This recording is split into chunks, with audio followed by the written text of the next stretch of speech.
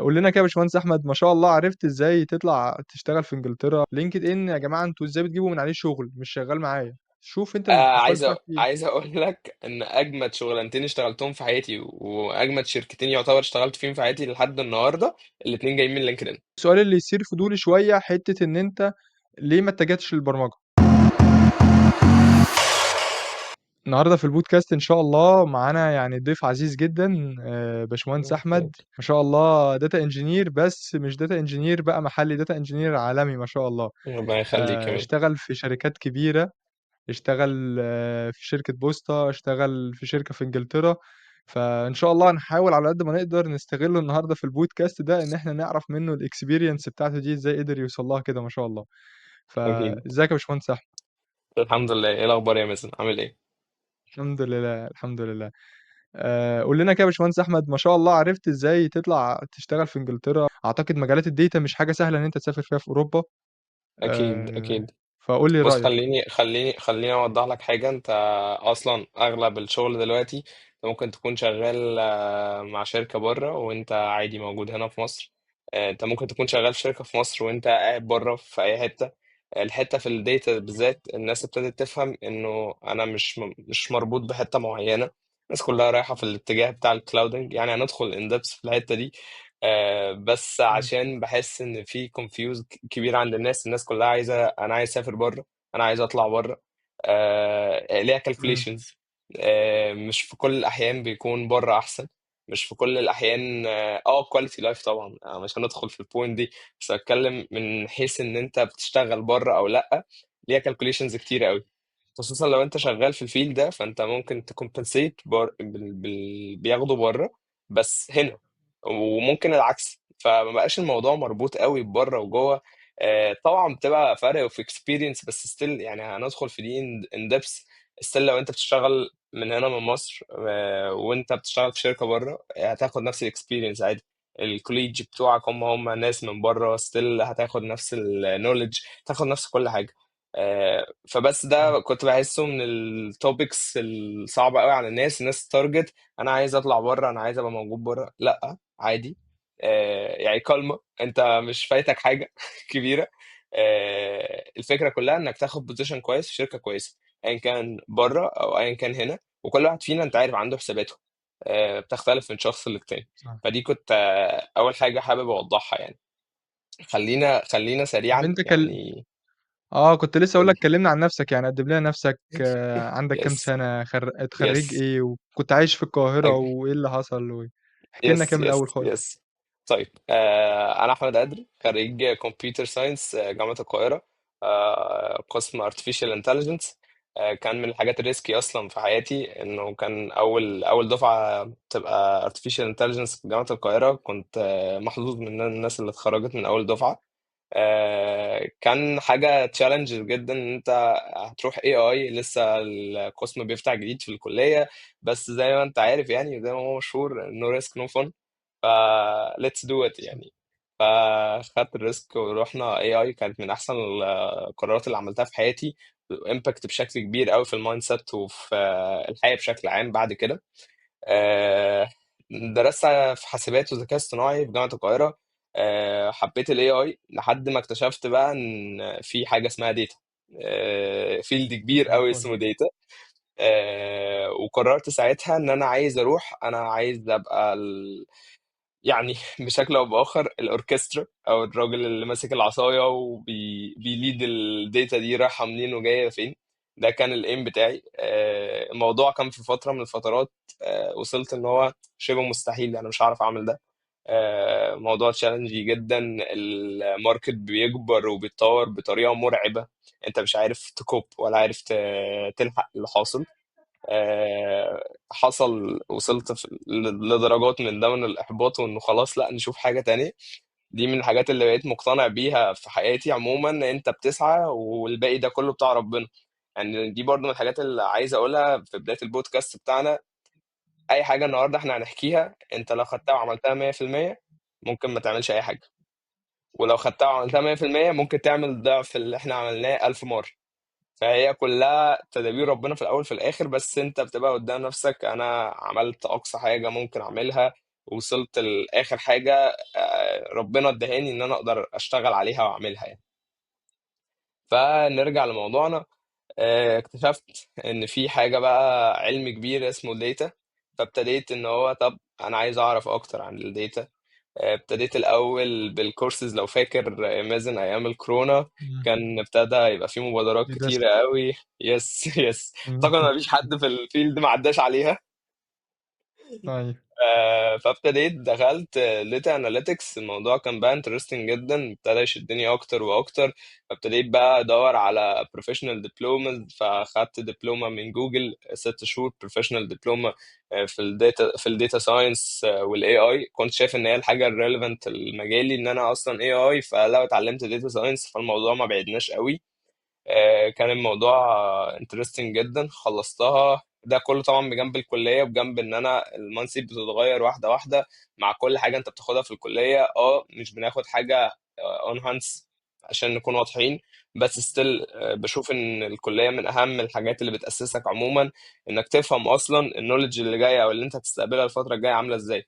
يعني معظمنا في فتره الكليه بيبقى شايف انه انا ما بعملش حاجه اللي الشغل طالبها او الماركت طالبها او بس بالعكس، دي بتبقى من اكتر الحاجات اللي بتمباكت عليك بعدين، وبتخليك حد فاميليار بحاجات كتيره قوي. بتخليك تعرف تدخل اي حاجه وانت مطمن ان انت هتعرف تجيب اخرها، لانك اوريدي عارف الثيوريتيكال بتاعها ماشي ازاي. فدي من الحاجات المهمه قوي قوي.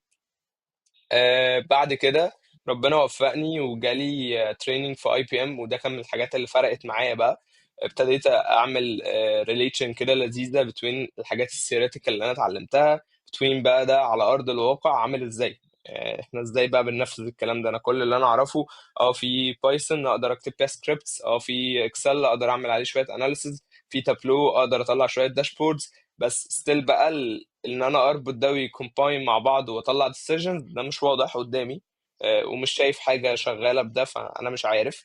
فابتديت رحت التدريب ده، وكان بنشتغل بقى على تحليل بيانات ماليه حقيقيه بقى، تنظيف بيانات بشكل عام، تحليل بيانات في بايثون.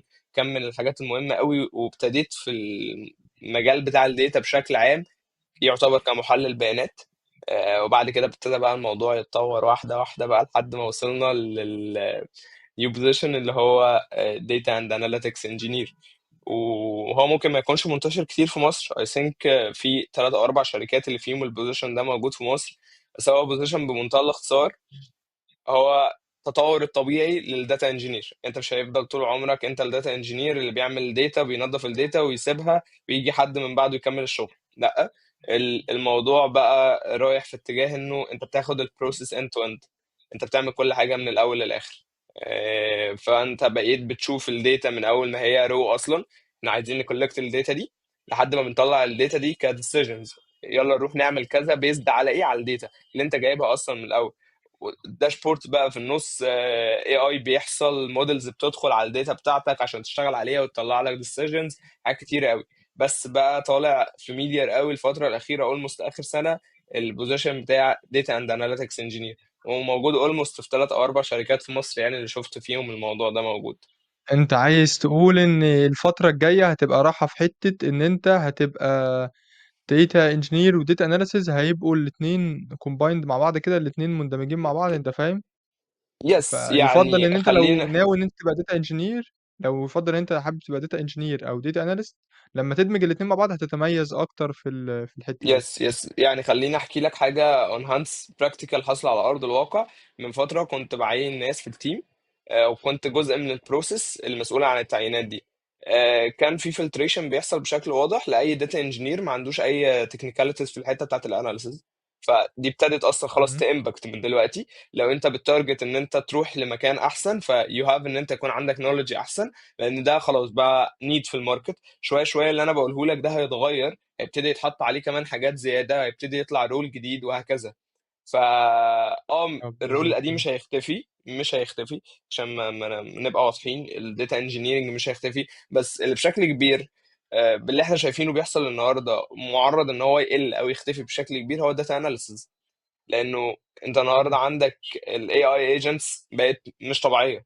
النهارده عندك إمم. السوبر كمبيوترز مع الاي اي ايجنت، الموضوع هيروح في حته تانية، ان انت بتدخل ممكن تكتب برومبت بسيط يطلع لك الداشبورد اللي انت عايزها. اتس اوكي دون، داتا اناليسيس خلصت.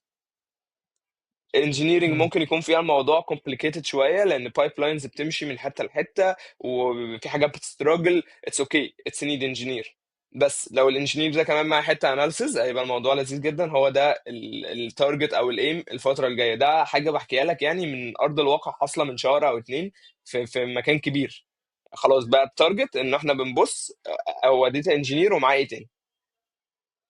أنت اللي عايز تقوله إن أنت لو فضلت في zone الdata analysis لوحدها أو zone الdata engineer لوحدها، الموجة هتفوتك في الغالب أنت فاهم، فأنت تحاول إن أنت already بقيت شايف إن أنت qualified كويس في حتة منهم go to يس. next step، خُش على الخطوة يس، اللي بعدها لان على طول. الاوبورتيونيتيز بتاعتك هتبتدي تقل بشكل كبير جدا. كديتا انجينير إمم. الريت اعلى، بس ستيل هتقل. الداتا اناليسيز هيبقى صعب جدا جدا جدا بقى، لا اما هتروح مكان انت مش حاسس ان هو بيفيت معاك وانت اعلى منه، بس هو دي الباكج المناسبه لديتا اناليسيز بس. لا اما مش هتلاقي اصلا الاوبورتيونيتي دي. هيبقى دايما بيدور انا ليه اعمل كده، الماركت كله رايح في الحته بتاعت انجينير واناليتكس في نفس الوقت.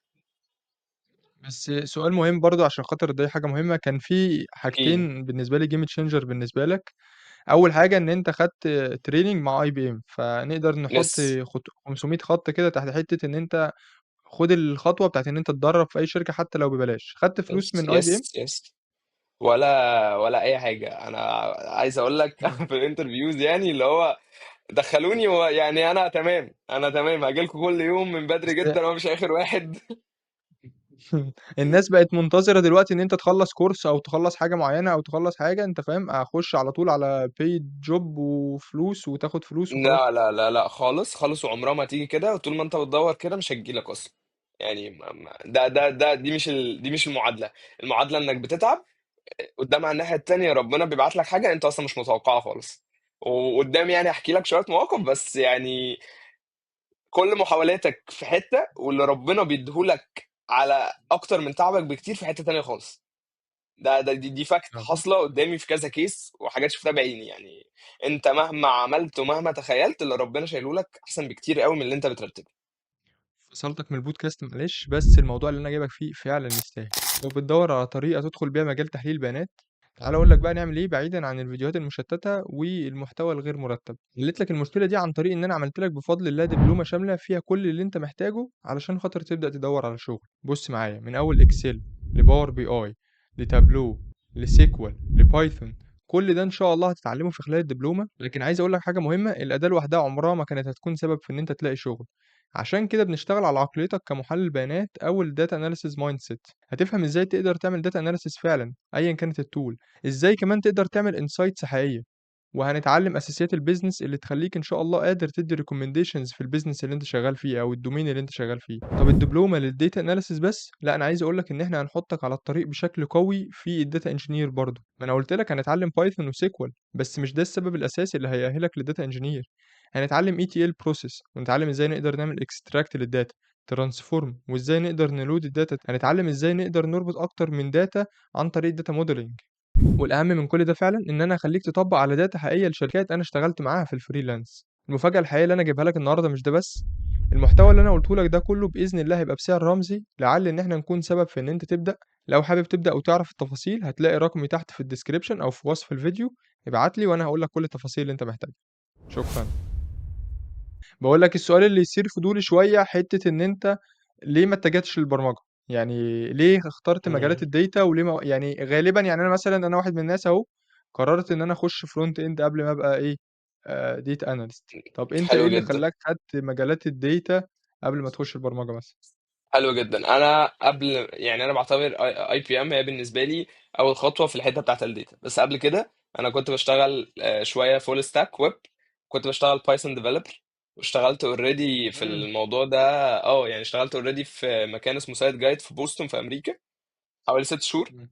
كان ستارت اب ساعتها بايثون ديفلوبر. كنت مسؤول ان انا ديفلوب حاجات عندهم في الباك اند وكده.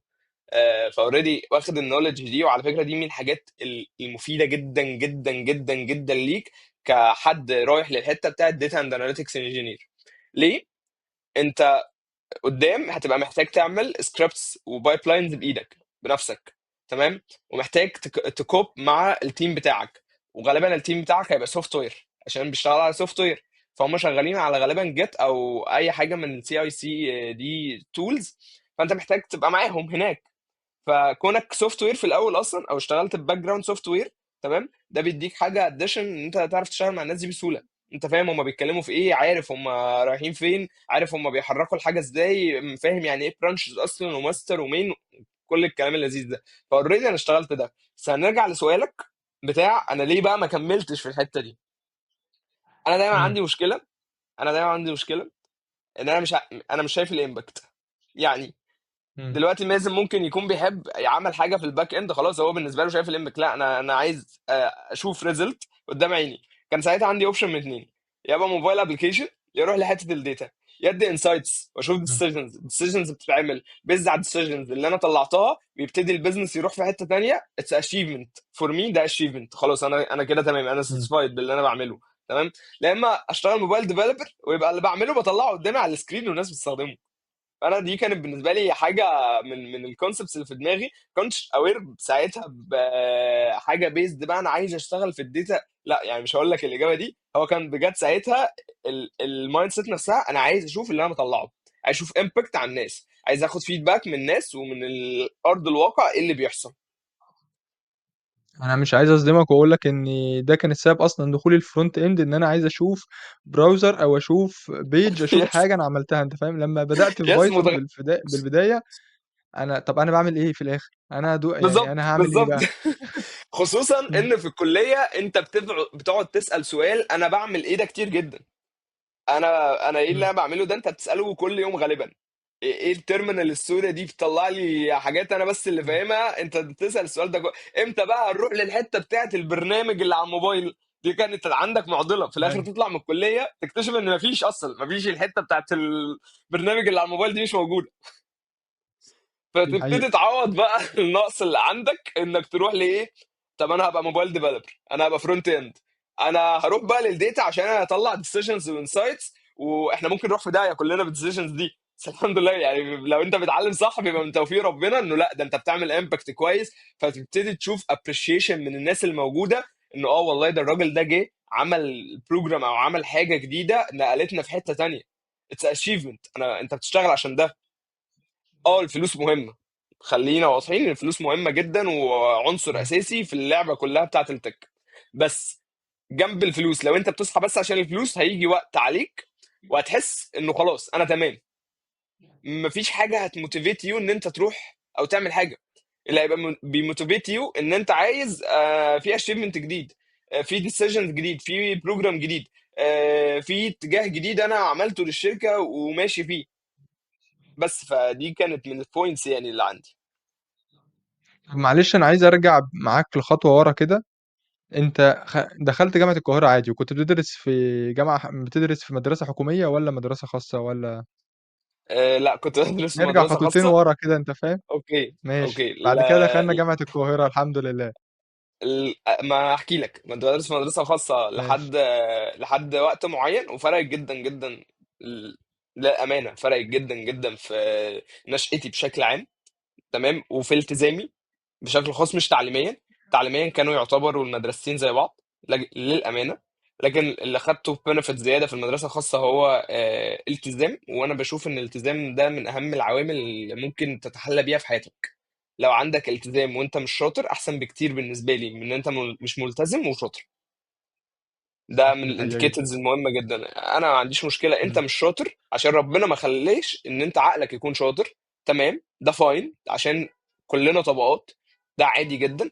انما ان انت تكون مش ملتزم دي مشكله كبيره، ما اقدرش اعتمد عليك. صح، دي حقيقة. بس أو حتى فدي تكون من إن أنت الحاجات. مجتهد بتحاول، فكرة المحاولة في بالظبط حد ذاتها دي بتفرق 180 درجة. صح. بالظبط. ومش طب جاست ان انا احاول، انا حاولت ففشلت فخلاص، لا انا بحاول بحاول بحاول بحاول هتوصل.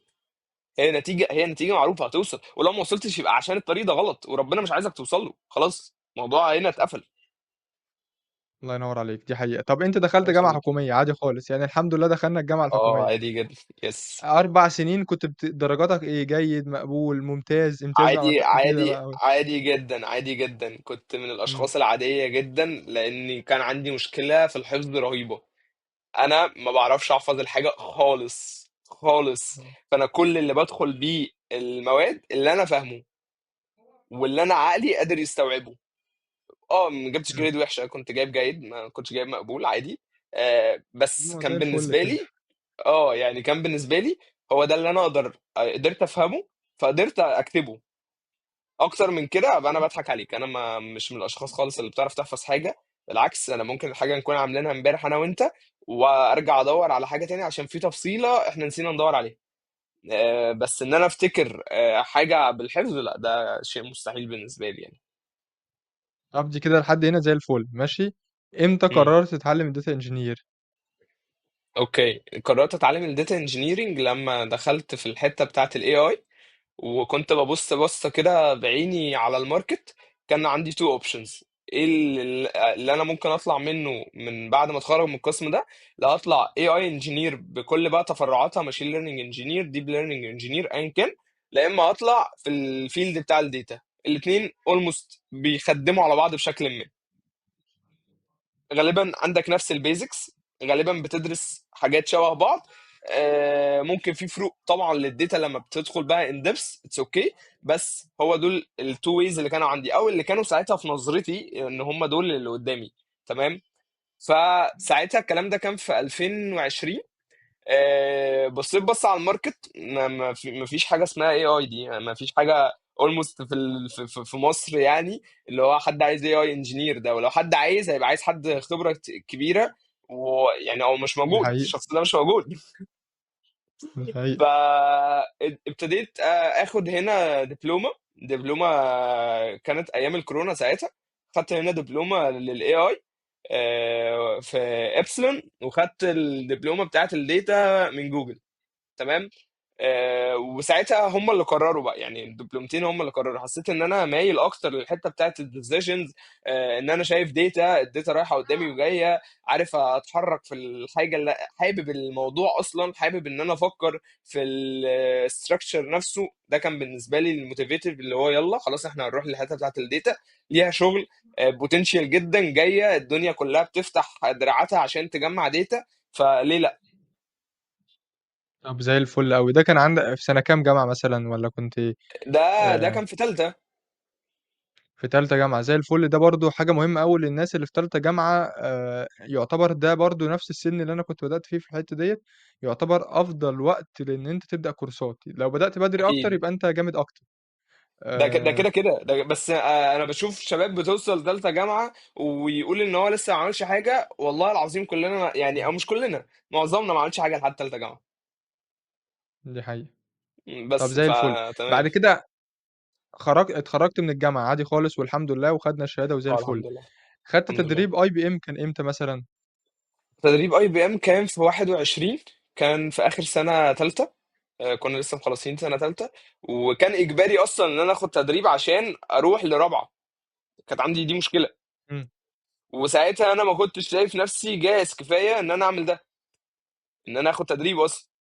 انت عارف بقى الحته بتاعت إمم. ان انت لسه بادئ تذاكر، انت لسه بادئ تشوف الدنيا دي بتقول ايه.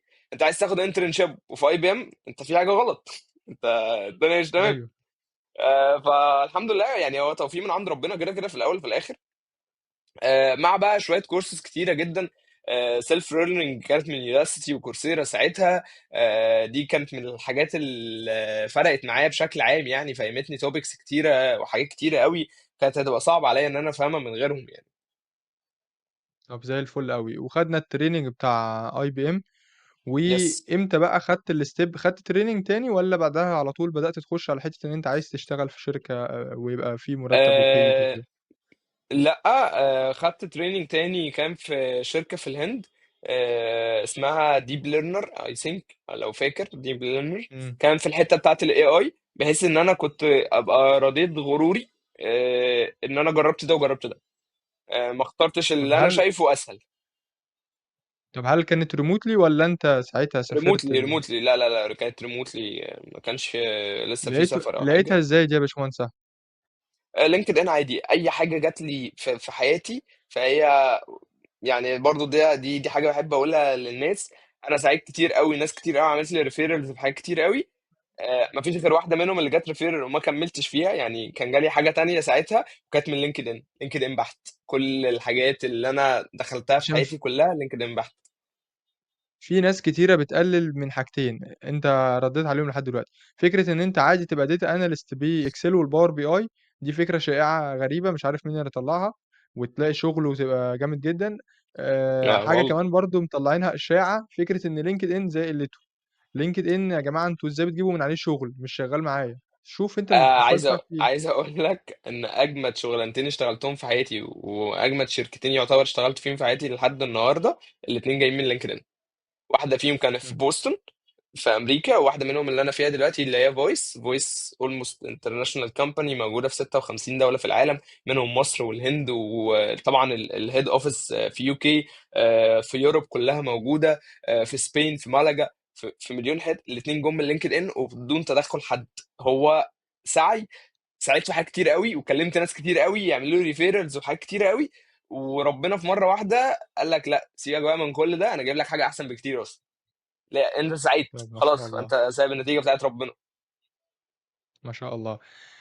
طب إحنا ننتقل، إحنا كده وقفنا عند حتّة إن أنت خدت training تاني من شركة في LinkedIn برضه.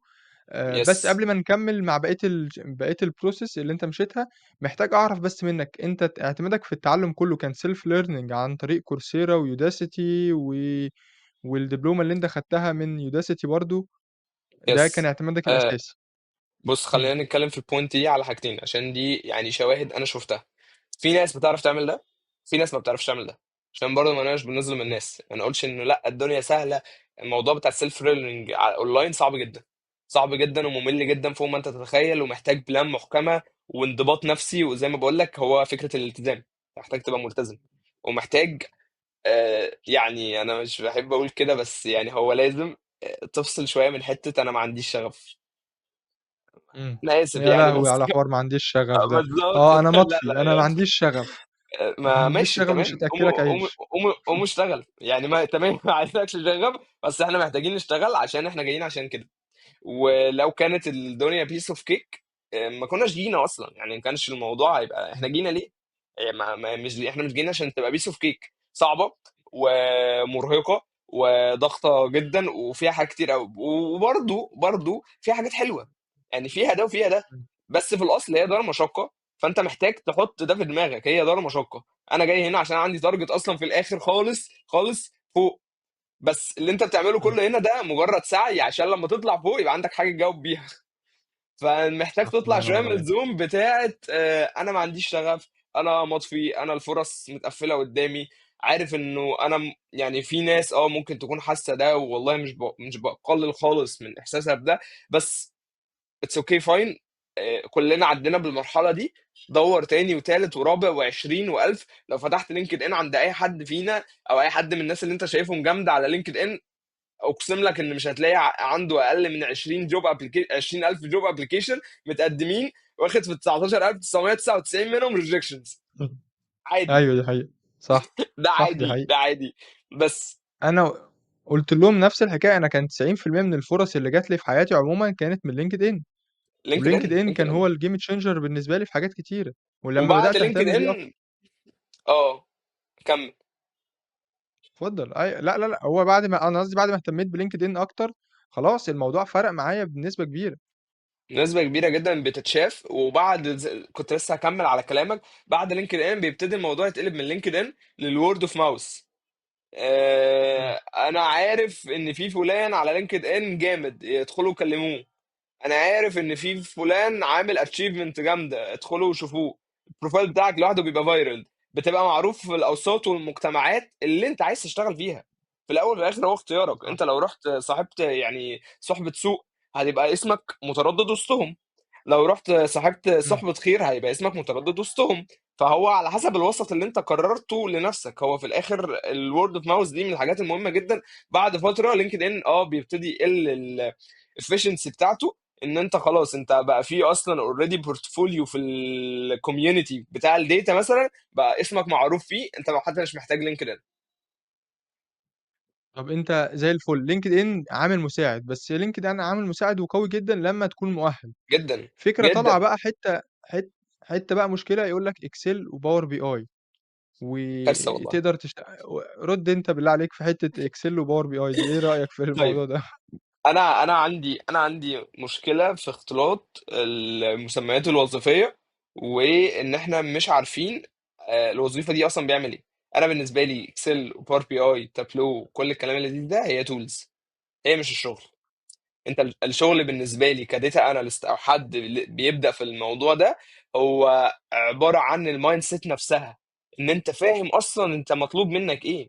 معلش انت لو معاك التولز وعارفها يا مازن، بس انت مش عارف الشغل بتعمله ازاي، مش هتعمل بيه اي حاجه، هتبقى زي صح. قلتها، زي الكورسز. انت لما بتاخد كورس تحس برضو ان انت ستيل لوست، انت اتعلمت التول دي بس انت ما استخدمتهاش اون هاندز في الحقيقه، فانت مش عارف تعمل بيها ايه.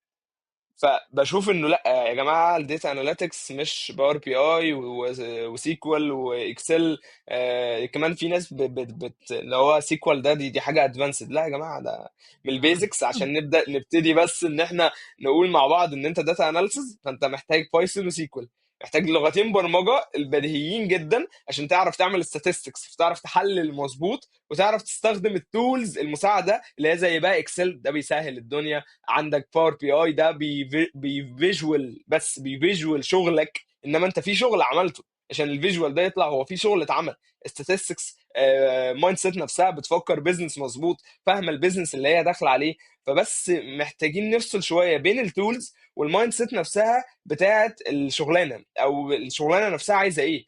ستيل برضه كديتا انجينير يقول لك انا مثلا بعرف استخدم اي دبليو اس ودي سي بي. وانا في الانترفيوز ما بسالش انت بتستخدم تول ايه، انا بساله اسئله ثيوريتيكال. ليه؟ انا عايز اعرف هو عارف نولج ولا لا. التول هيتعلمها، انا مشكلتي مش في التول ابدا، مشكلتي ثيوريتيكال، هو عارف يفكر لما تجيله المشكله دي هيفكر باني واي من العلوم الكتيره الموجوده، هيستخدم ايه وهيعملها ازاي وهيوصل للريزلت الاخيره ازاي، ده اللي بيكون مهم. انما التول، انا اسف يعني، بس اي تول في الدنيا اتعملت عشان تسهل الشغل، فغالبا انت هتعرف تتعلمها وزن شهر. لو هي تول صعبه جدا تعلمها وزن شهر، انما النولج نفسها والعلم نفسه والساينس نفسه وازاي تحل المشكله والبروبلم سولفنج نفسه، انك تقسم مشكلتك ازاي وتعرف توصل للفاينل ريزلتس المرضيه للكاستمر او للبيزنس بتاعك واللي تفيده، هو ده الشغل بجد، هو ده العلم بجد. صح، الله ينور عليك. ودي حاجة مهمة أوي بقى، عشان خاطر السؤال ده بيتسأل كتير أوي، وأعتقد من أكتر الأسئلة الموجودة. أشتغل إزاي طبعًا على الmindset؟ يعني إيه قُل لي مثلًا الmindset دي مش حاجة قدّامي أقدر أشتغل عليها، أنت بتقول لي mindset. طب أشتغل، قُل يس. لي 1، 2، 3، وساعتها فعلًا ده هيطوّر الmindset وده هيحطك على الطريق. فقُل لي بالله عليك، إيه هي الmindset اللي إحنا ممكن نحطها؟ طيب، احنا محتاجين إزاي أطوّر مبدئيا، الmindset بتاع اكيد الdata analysis احنا يعني؟ محتاج احنا محتاجين مبدئيا كديتا اناليسيس تعرف الفرق بينك وبين اخواتك، تعرف الفرق بينك وبين ماشي. شغل الاخرين، وتعرف الفرق بين الرول بتاعك والرول بتاع الناس اللي حواليك عشان تعرف انت محتاج تفكر ازاي. طيب، احنا عندنا حوالي 4 مين رولز موجودين، اللي هو الداتا انجينير والداتا اناليتكس والبي اي اللي بقى دلوقتي مفصول عن الداتا اناليتكس والداتا ساينس. طيب، خلينا ناخدهم كده بالترتيب.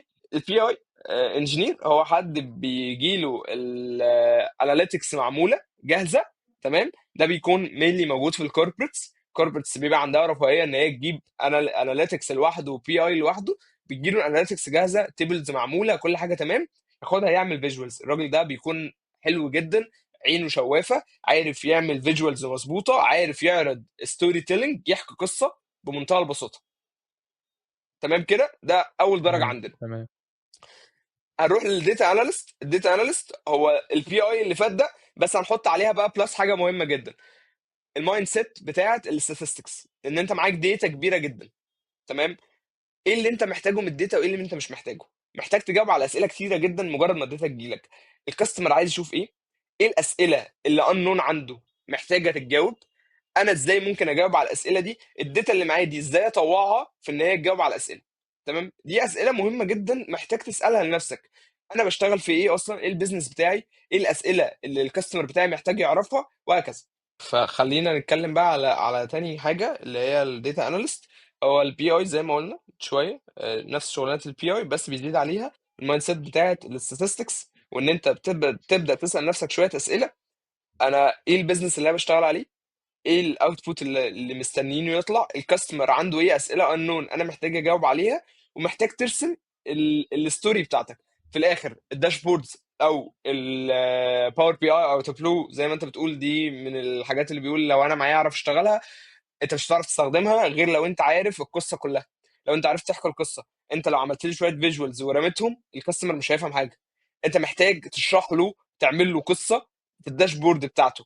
ان انت يكون عندك ملكه انك تعرف تشرح القصه وترسم القصه مظبوطه، بتبقى بيزد على ايه؟ مش بتبقى عشوائيه. انت بتبقى اوريدي لامم اسئله من الكاستمر، عارف هو عنده ايه انون محتاج يجاوب عليه. محتاج تعرف بقى الكاستمر عايز يوصل لايه في الاخر. ده بيبقى بقى هي الحته بتاعت المايند سيت. الاستاتستيك، انت بتحتاج تعمل شويه statistics على الداتا اللي معاك، تعمل كلينز على الداتا اللي معاك، تنظف الداتا اللي معاك من النال فاليوز، من الكولمز اللي ملهاش لازمه، عشان تبتدي انك انت تشوف الداتا بشكل منظم. فتبتدي تعرف تعمل الاناليتكس بتاعتك بشكل منظم، فتبتدي تعمل ستوري تيلينج للداشبورد بتاعتك بشكل منظم. يقدر الكاستمر لما يبص على الداشبورد ديلي مثلا او مانثلي او ويكلي، تحكي له قصه ليها علاقه البيزنس بتاعه رايح فين، والدايركشن الجديد جاي منين. ده بالنسبه للحته بتاعت الداتا اناليتكس. ندخل على ثالث تايتل وهو تمام. الداتا انجينير. الداتا انجينير بقى زي ما قلت لك، ده الحد اللي ماسك العصايه والاوركسترا كده، ده اللي بيجيب الداتا. ده بيروح معاه الرو داتا، اذا كان بقى لممها من ابلكيشن ايفنتس بتاعت ابلكيشن او باك اند او ايا كان. بيبدا بقى يظبط الداتا، يعمل لها بايب لاينز، يستور الداتا دي في مكانها، اذا كان داتا ليك او داتا ستورج، ايا كان بيستخدم ايه بالظبط، او داتا وير هاوس ايا كان. بيبتدي بعد كده يعمل يظبط البايب لاينز بتاعته، ويتاكد ان هي بتجيب الداتا بشكل مظبوط ديلي او مانثلي او ويكلي، ويعمل اجريجيشن للكي بي ايز بتاعته اللي هتطلع، بحيث ان الداتا تروح بشكل ما مظبوطه للداتا اناليست، يقدر بعد كده يعمل عليها شويه اناليتكس بسيطه، يقدر يطلع بيها داتا جاهزه ان هي يطلع منها داشبورد. ودي الكومباينيشن بتاعت الداتا اند اناليتكس انجينير، ان هو بياخد الثري رولز دول في بعض، ده بقى داتا اند اناليتكس انجينير. اخر حاجه بقى الداتا ساينس. الداتا ساينس هو واحد معاه الداتا، بيبتدي بقى يطوع الداتا دي ان هي تشتغل على موديلز اي اي، فيعمل بريدكتيف لايفنتس او بريدكتيف ايديا للي ممكن يحصل الفتره الجايه، بيزد على الهيستوريكال داتا اللي معاه، وبيزد على الموديل اللي هو عامله. الموديل ده بيبتدي ياخد يعني بياخد حاجات كتيره جدا، بيدخل له انبوتس كتيره جدا عشان يبتدي يتعلم منها، طبعا بيزد على حسب الموديل، هو سوبرفايزد ولا ان سوبرفايزد ولا رينفورسمنت ليرنينج، على حسب الموديل نفسه معمول ازاي وعلى حسب العلم المستخدم.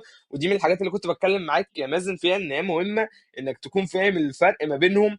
ده هيوفر عليك كتير في انك تعرف تستخدم. يعني انت عايز تعمل سيجمنتيشن، عندك كذا اوبشن، عندك اكس جي بوست مثلا، عندك كي مينز. فبيزد على النولج بتاعتك هتعرف من خلال الداتا اللي معاك، انا محتاج والله هنا استخدم العلم الفلاني، محتاج هنا استخدم الموديل الفلاني، محتاج امشي الفلو عامل بالشكل الفلاني، وهكذا. ده بيسهل عليك كتير جدا. ده بالنسبه للفروق ما بين الاربع شغلانات الموجودين في المجال بتاع الداتا، او المينلي الهيدز بتاعت الداتا. المطلوب من الداتا اند اناليتكس انجينير بشكل عام هو انك بتجهز البيانات، وبتبني الداشبوردز دي بشكل منظم، وبتحسن الطرق بتاعه التحليل نفسها. فبالتالي زي ما بقول، انت بتاخد البايب لاين للثلاث حاجات، او بتاخد البي اي والداتا اناليتكس والداتا انجينير مع بعض، وده بيبقى انت الشخص ده. بس كده. طب زي الفل. حاجة بس بسيطة في النُص، بما إنّك أنت ذكرتها برضه، حتّة قول. الrules ديّة بتيجي في أرض الواقع تلاقي إن مش متقسّمة كده، أنت فاهم الفكرة إزاي؟ تيجي تلاقيها دي مش حقيقة. مقسّمينها هم كده. إيه دي بقى حقيقة. السبب؟ وهل ده موجود بس في مصر وموجود في دول الخليج، والّا هو موجود بس في مصر لكن دول الخليج لأ؟ بالنسبة لأوروبا، ماشي. هم مقسّمين التقسيمة كده فعلًا؟ ماشي. في اوروبا، بالتحديد لو بتشتغل مع تيم كله من اوروبا، لا الناس سبيسيفيك جدا. الناس منظمه بشكل مش طبيعي، عندهم لايف ورك بالانس مش طبيعيه. الشغل شغل، وقت الشغل شغل، وقت الراحه راحه، لانش بريك لو الشركه بتولع فهو في لانش بريك دلوقتي. خلاص الموضوع منتهي. فالناس بتقدر شغلها كويس، الناس عندها التزام، الناس عندها وعي كافي هم محتاجين مين امتى وايه الرول بتاعه وايه حدوده. ما ينفعش ان احنا نلود عليه باكتر من الحدود دي. فده بالنسبه لاوروبا. ليه بقول لك ده بالنسبه لاوروبا؟ لان هم عندهم قوانين ريستريكتد قوي، الناس عارفه حقوقها بزياده قوي. ده برضو من الديفكتس اللي عندنا، ان الناس هناك الناس عارفه حقوقها بزياده قوي، فهو عارف امتى بيعمل ايه وهو صح ولا غلط. وده برضو ليه وجه تاني، انه برضو الخطأ هناك ما بيعديش بسهوله زي الخطأ هنا، لانه انت إمم. عارف كل حاجه، انت ما فيش حاجه مستخبيه صح. عليك، انت واخد حقوقك كلها ومحدش يقدر يعترض على ان انت بتاخد حقوقك كلها.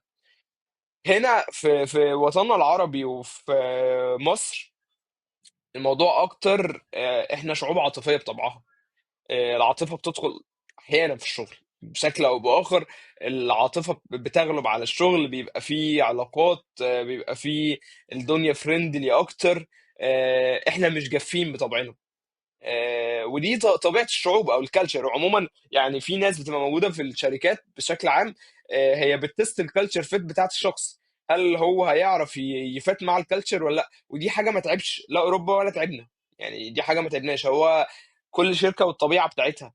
في واحد هو لو جه مثلا ملتزم بزياده ممكن الاتش ار يقول عنه فيدباك انه كالتشر فيت، لا الراجل ده مش هيبقى تمام معانا. الراجل ده ريستريكتد جدا، لو طلب منه حاجات زياده عن الرول بتاعه مش هيعملها. في ناس تانية بالنسبة لها اتس فاين عادي. في ناس تانية بالنسبة لها احنا التيم كله قاعد والتيم كله شغال فاين مفيش مشكلة. بيبقى في كيسز انت محتاج ان انت تضحي بالوقت بتاعك عشان تنجز او تخلص الحاجة بتاعتك. بس هي فكرة في الريشيو دي عالية قوي هنا في الوطن العربي، ان انت عادي ده ممكن يحصل بيزد على ان احنا شعوب عاطفية بطبعها. بره لا، ده ريشيو قليله جدا، ما بتحصلش غير في الكريتيكال كيسز، لان الناس بره بتبقى منظمه بشكل كافي وبتقدر قوي فكره الوقت، وان الدنيا مش مفتوحه كده، كل حاجه ليها وقتها وتتعمل في وقتها. طب زي الفل، 10 على 10، ودي كانت حتّة مهمة جدًا، إن هي الrules مش متقسّمة بس صح هنا، لكن في حتّة الوطن العربي، لكن برّه زي الفل ما فيش مشكلة. طب ماشي، حاجة برضه وصدقني مهمة. صدقني صدقني يا مازن، يعني هي لا حاجه تعبنا ولا حاجه تعبهم.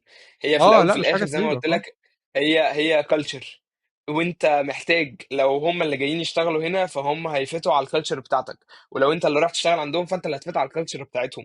في الاخر انت مش هتغير قوم، يعني انت اللي رايح لهم إمم. فانت مضطر تديل معاهم، لو ده عاجبك او مش عاجبك. وانت هنا بتشتغل هنا مع مصريين ومع عرب، فهو ده الطبيعي والسائد، فهتشتغل عاجبك او برضه مش عاجبك. فاهم؟ ففي الاخر هو كل انسان حر يعمل اللي هو عايزه، بس هو بيبقى فيه طابع سائد انت بتمشي عليه، احتراما للتقاليد والاعراف بتاعت الشعوب نفسها. خلّينا ننتقل بقى للحتّة اللي بعدها، تمام. أنت اوكي. الحمد لله بعد ما خدت الاتنين training إمتى بقى أول شغل paid كان في شركة إيه؟ كنا بقى انتقلنا بقى تمام. لحتّة إن أنت خدت شغل paid، كان في شركة إيه؟ وهل كان في اول مصر شغل والّا؟ بيت كان قبل الداتا. اول شغل بيك كان قبل الداتا. لما كنت بقول لك انا كنت بشتغل بايثون ديفلوبر في مكان اسمه سايت جايد في بوسطن في امريكا. إمم. ويعني كان بالنسبه لي ساعتها اتس بيج ديل ان اول شغل ليا يبقى في مكان زي ده. بعد كده وصلت لها إزاي ابتديت أصلًا؟ لينكد ان بحتة. انا قاعد في امان الله مظبط لينكد ان بتاعي، الدنيا تمام، بنزل تشالنجز، بنزل ان انا خدت سيرتيفيكيشنز في حاجات. دخل شخص اسمه جريت كلمني، جريت ده طلع السي تي او اصلا، ومن الناس المؤسسين بتوع الشركة. طيب احنا شفنا جامد. البروفايل بتاعك، يلا نروح في كول بكرة بعده الاوفر. يوم الاثنين كان اول يوم في الشغل. إمم. فالموضوع مشي زي ما بقول لك كده، يعني ما هو انت اجتهدت في حاجه، وكانت النيه ان انت عايز تاخد فرصه، ربنا بعت لك الفرصه. بتشارك آه، مشاريعك، بالظبط بتطوّر من بالظبط نَفْسك، بالظبط رُحت اتشافت، مضبّط بالظبط حسابك. البروفايل بتاعك اتشاف لان انت ظبطته، فانت اجتهدت في ان انت تعمل ده، ما صحيتش من النوم لقيته معمول. طب ماشي، حتّة الPython developer اللي أنت اشتغلت فيها، أنا باتكلّم بقى في مجال الdata، أول شغل paid كان يس في مجال الdata engineer أو يس الdata analysis أيًا كان. ماشي. اول شغل بيد، خليني احكي لك قصه كده. بعد سايد جايد دي، سايد جايد دي كانت فتره، هو كان الكونتراكت 6 شهور وخلاص. ابتديت ان انا كنت ساعتها عملت الترانسفورميشن بتاع ان انا عايز اروح في الحته بتاعت الداتا. جات لي فرصه شغل في مكان هنا في مصر اسمه مايند فالي.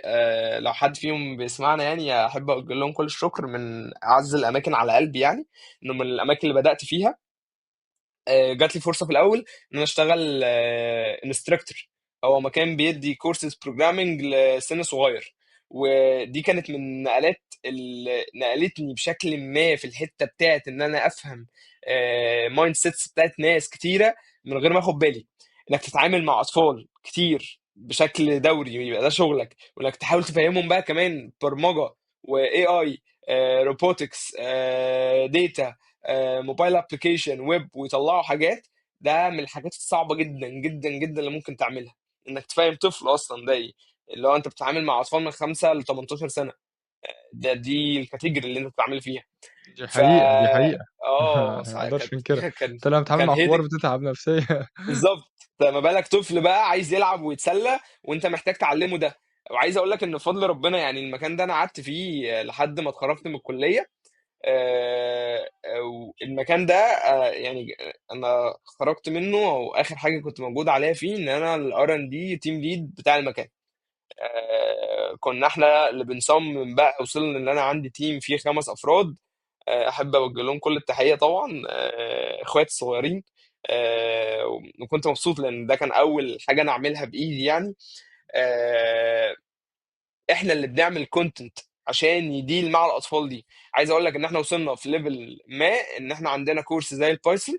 الكورس ده هو نفس الكورس اللي بيتدرس في جامعة القاهرة في سنة أولى، وكان بيتشرح للأطفال ما بنفس شاء الله. البروجيكتس، وكانوا بيطلعوا بيه مسابقات. الحمد لله كان عندنا كل سنة لحد السنة اللي فاتت ده كان موجود مسابقات زي كودافور بتتعمل في الهند وبتتعمل في كندا، والفاينلز بتاعتها. وكان بيبقى طالع من عندنا اكبر عدد تيمز طالعه من مصر، كان بيبقى طالع من عندنا من مايند فالي، بالكونتنت بتاعنا، بالشباب اللي احنا بندربها، المهندسين الصغيرين اللي بنجيبهم من الجامعه لسه بيدرسوا، بنعرفهم الكونتنت وبنديهم سيشنز وبنفهمهم ازاي يشرحوا الاطفال اصلا.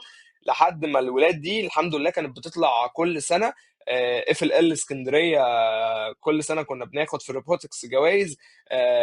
بعد كده الاقصر كودافور التصفيات اللوكل. بعد كده دبي التصفيات بتاعه الانترناشونال كودافور في روبوتكس والاي اي والبايثون. فدي من الاشيفمنتس العظيمه اللي عملتها يعني. ده زي الفل. مكمّل لي الرحلة لحد جاي ما لك دخلت بقى، بعد كده جاي لك اشتغلت في شركة بوسطة وشركة جاي لك بقى. وسافرت آه، إزاي والّا اقول لك هحكي واشرح لك. كل واحدة يعني يا ريت بس معلش حاجة بسيطة، يا ريت تقول كل واحدة اه كانت remotely والّا كانت إزاي؟ دي كانت اكيد. باينة أوي إن هي on site. ده هنا في مصر. إمم. وانا بخلص جيشي كان في بوزيشن ما في بوسطة اللي هو جروس داتا اناليتكس مفتوح. كلمني صديق ليا كان معايا في الجيش، ده بقول لك بقى باور اوف وورد، او الباور اوف وورد اللي بنتكلم عليه انه الناس عارفاك وعارفه شغلك. كلمني قال لي ان في بوزيشن كذا كذا وانت خلاص خارج، فلو ده بيفات معاك خلينا نبروسيد واباصي السي في بتاعك للتالنت اكوزيشن وكده. وده اللي حصل فعلا. وابتدينا نمشي الحمد لله. مضيت الكونتراكت بتاعي قبل ما اطلع من الجيش، وانس ان انا طلعت من الجيش جويند بوست على طول از جروس داتا اناليست. وكان من البوزيشنز اللذيذه جدا ان انا اتبسطت بيها، واتبسطت من الناس اللي هناك كلها عموما بالتيم. ولحد النهارده لسه على تواصل معاهم كلهم، من الناس اللي انا بعتز بيهم جدا. كان البوزيشن جديد شويه. هو فكره ان انت بتشتغل على حاجه كريتيكال بالديتا اناليتكس. زي ايه بقى الحاجه الكريتيكال؟ حاجه اسمها سي في ام، او اللي هي كاستمر فاليو مانجمنت. احنا جايبين داتا اناليست عشان الحته بتاعت السي في ام، ان احنا عايزين ازاي نخلي الكاستمر بتاعي موجود دايما وفي تزايد. ازاي اطلع بروموشن، امتى اطلع بروموشن، ازاي سيجمنت الناس، مين يستاهل بروموشن ومين لا، اعمل ريتنشن لمين ومين له كاتيجوري او مش مهم قوي ان انا اعمل له ريتنشن. حاجات كتيره قوي آه، كلها بتتمحور حوالين الكاستمر. انت معاك داتا بتاعت الكاستمر، اشترى امتى، اخر مره كم مره، عمل ايه، كل الكلام اللذيذ ده. ازاي بقى حته السي في ام دي ان انت تدي الكاستمر بتاعك الدور بتاعه، او ان انت تحافظ على الكاستمر بتاعك، او ان انت تريتين الكاستمر بتاعك، او مين من الكاستمرز اللي يستاهل بروموشن، مين من الكاستمرز اللي يستاهل ياخد سعر احسن، وهكذا. فده كان اللي بتمحور حوالينه البوزيشن، ان انت داتا اناليست بس في حته معينه اللي هي الكاستمر، مش الدايركشنز بتاعت الشركه نفسها. بعد كده ابتدى الموضوع يدخل بعد الكاستمر في ان انت بنروح لحته الدايركشنز بتاع الشركه، بس هو مينلي الريسبونسابيلتي بتاعتك انك ازاي تفهم الكاستمر فاليو مانجمنت بتاعتك. هو رول يعتبر جروس داتا اناليست رول مش موجود غير في الفانتك او في الاي كوميرس، ومش كل الشركات بتبقى عندها اويرنس بيه.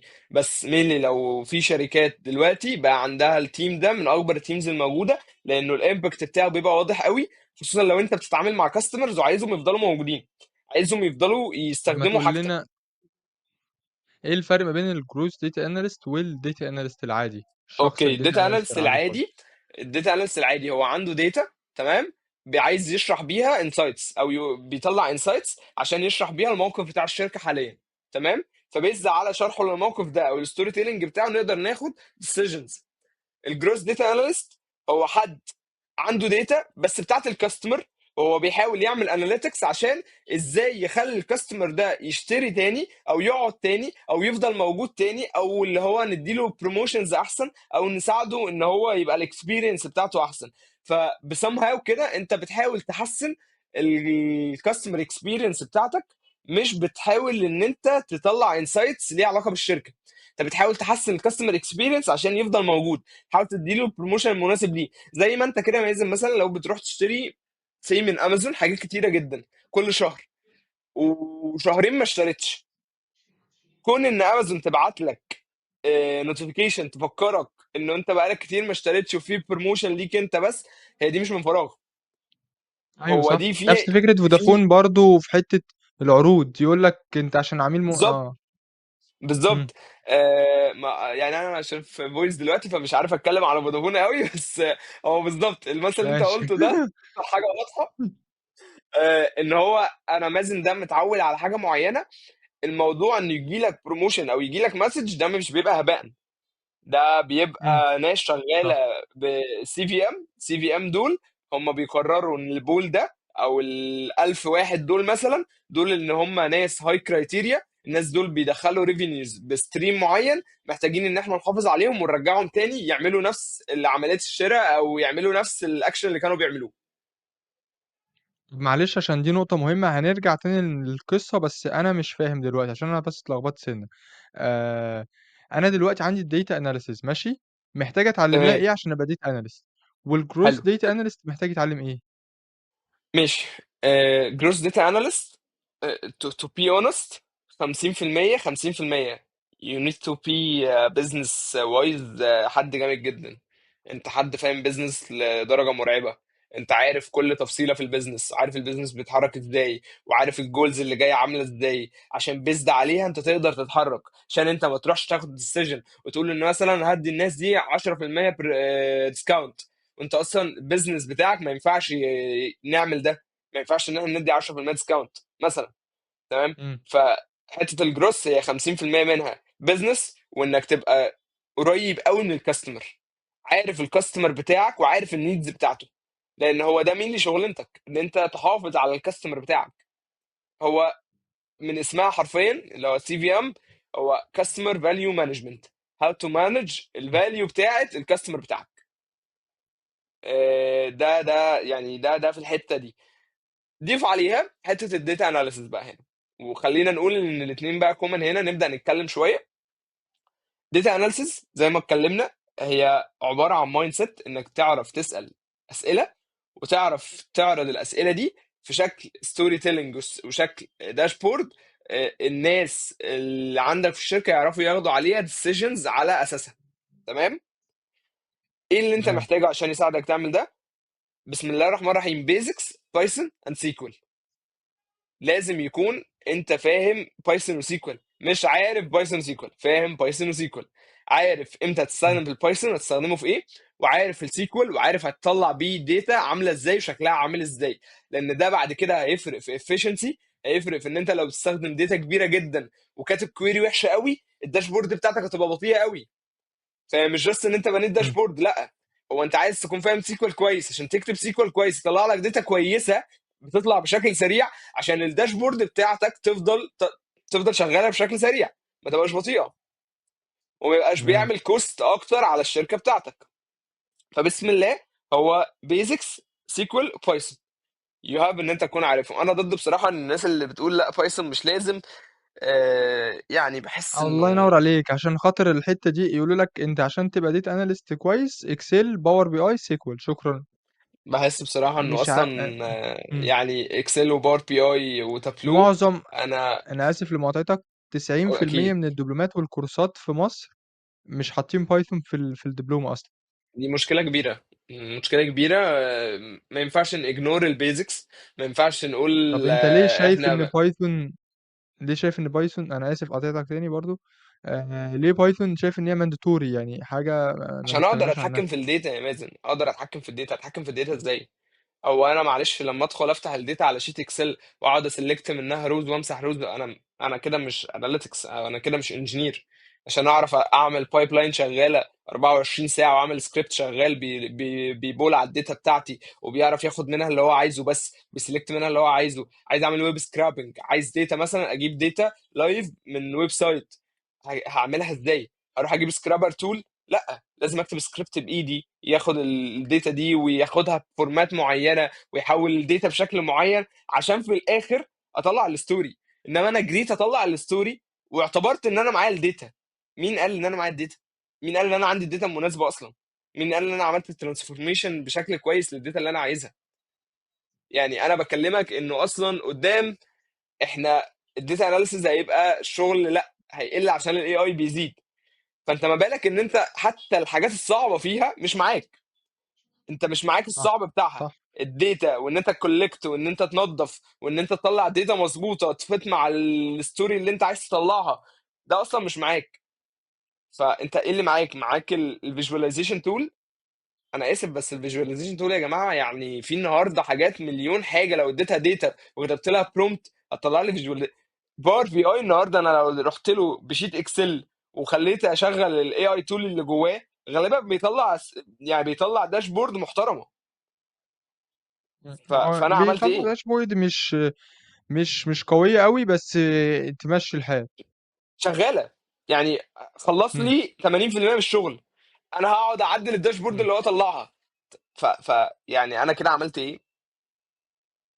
هي دي أيوه، أنت دي مشكله. بتتكلّم في حتّة إن أنت عايز تبقى professional data analyst أو تخُش حتّة إن أنت تبقى advanced أكتر أو تتميّز أكتر عشان تبعد عن حتّة المنافسة مع الAI لازم تتعلّم بالظبط. Python وتبقى كمان مش متعلّم أنا عادي لازمًا web scraping عمري ما تبقى استغنى، عمري ما استغنى عن الانجينير. يعني انا عمري ما استغنى عن المهندس اللي عارف ايا كان المشكله يحلها.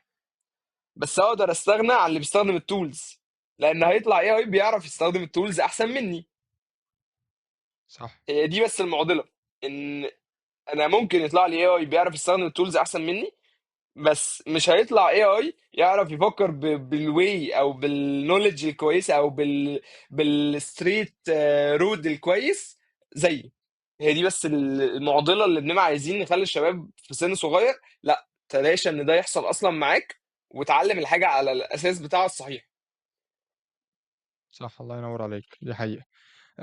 ماشي، خلاص إحنا عرفنا الdata analyst والgrowth data analyst، محتاجين نعرف الdata engineer بقى، أنا مش فاهم الdata طيب engineer نتعلّمه إزاي الdata engineer؟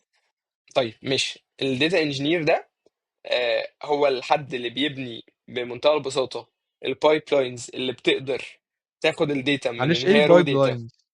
بايب لاين، إيه الpipelines؟ انا محتاج اعمل دلوقتي، انا عندي ابلكيشن بيجي ماشي، عليه داتا كتيره جدا. انا عايز اعمل بايب لاين انقل بيها الداتا دي من الابلكيشن ماشي، لستورج عندي. خلينا نقول ان هي ستورج دلوقتي، ان هي لما بتكبر بتبقى ماشي، داتا وير هاوس.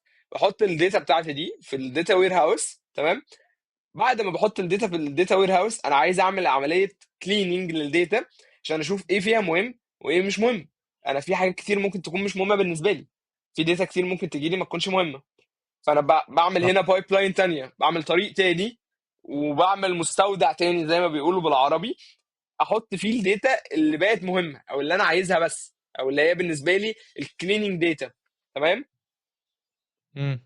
انت معايا يعني أنت كده؟ الpipeline معاك. الpipeline أقدر أفهم منّك إن أنت مجموعة من الأوامر باحطها عشان يعمل لي حاجة معيّنة.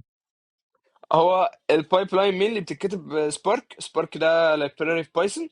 تمام. وطبعا بقى في سبارك هدوب دلوقتي، في حاجات كتيره جدا في البيج داتا يعني، من غير ما ندخل اندبس في الحته دي. بس مينلي هو في الاخر سكريبتنج عشان اقدر ابني طريق للداتا بتاعتي، من ان هي داتا كبيره جدا مش منظمه، لان هي بقت داتا منظمه في تيبلز اقدر اكويري عليها، اقدر اكتب عليها سيكوال كويريز، اقدر اطلع داتا معينه منها بدون ما استخدم الداتا كلها، وبقت الداتا عندي مرتبه. يعني زي من الاخر ما يبقى عندي داتا كتيره جدا مرميه في المكتبه، مثلا كتب كتيره جدا مرميه، وانا خدتها حطيت كل الحاجات اللي بتبدا بحرف الالف مع بعض، اللي بالب مع بعض، إمم. وهكذا.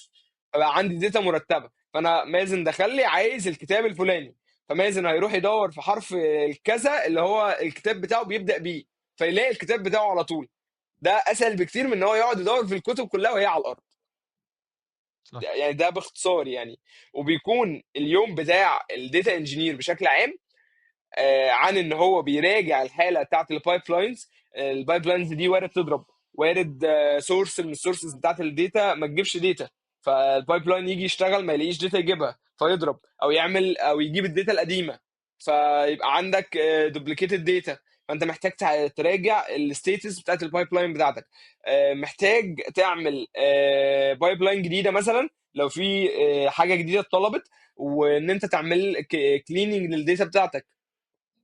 محتاج ان انت تشتغل مع الداتا اناليسز اللي موجودين معاك في التيم، وتعمل لهم جداول جاهزه، او تعمل لهم تيبلز موجوده يقدروا يكويروا عليها وياخدوا منها الحاجه اللي هم عايزينها.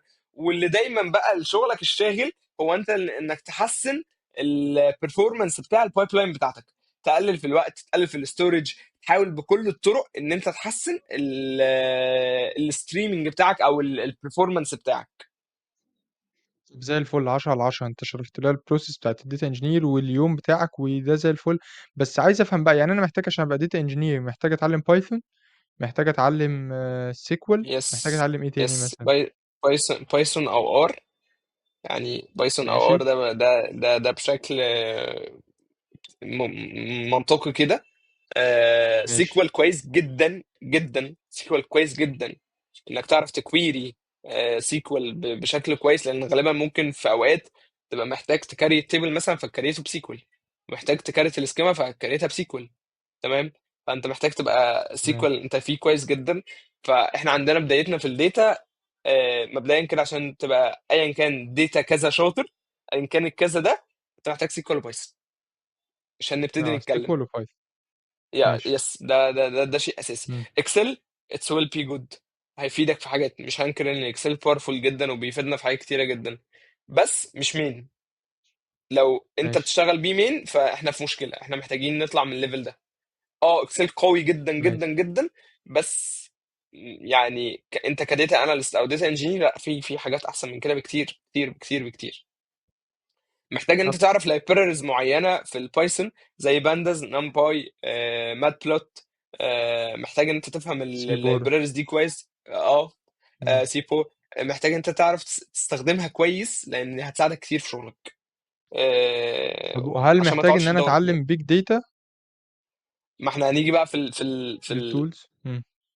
بالظبط، انت هنيجي بقى في الابديت بتاعك انت advanced مع data الوقت. engineer. يس، انت مع الوقت الداتا بتكتر، فانت محتاج تغير المايند سيت دي وتغير التولز اللي انت تستخدمها.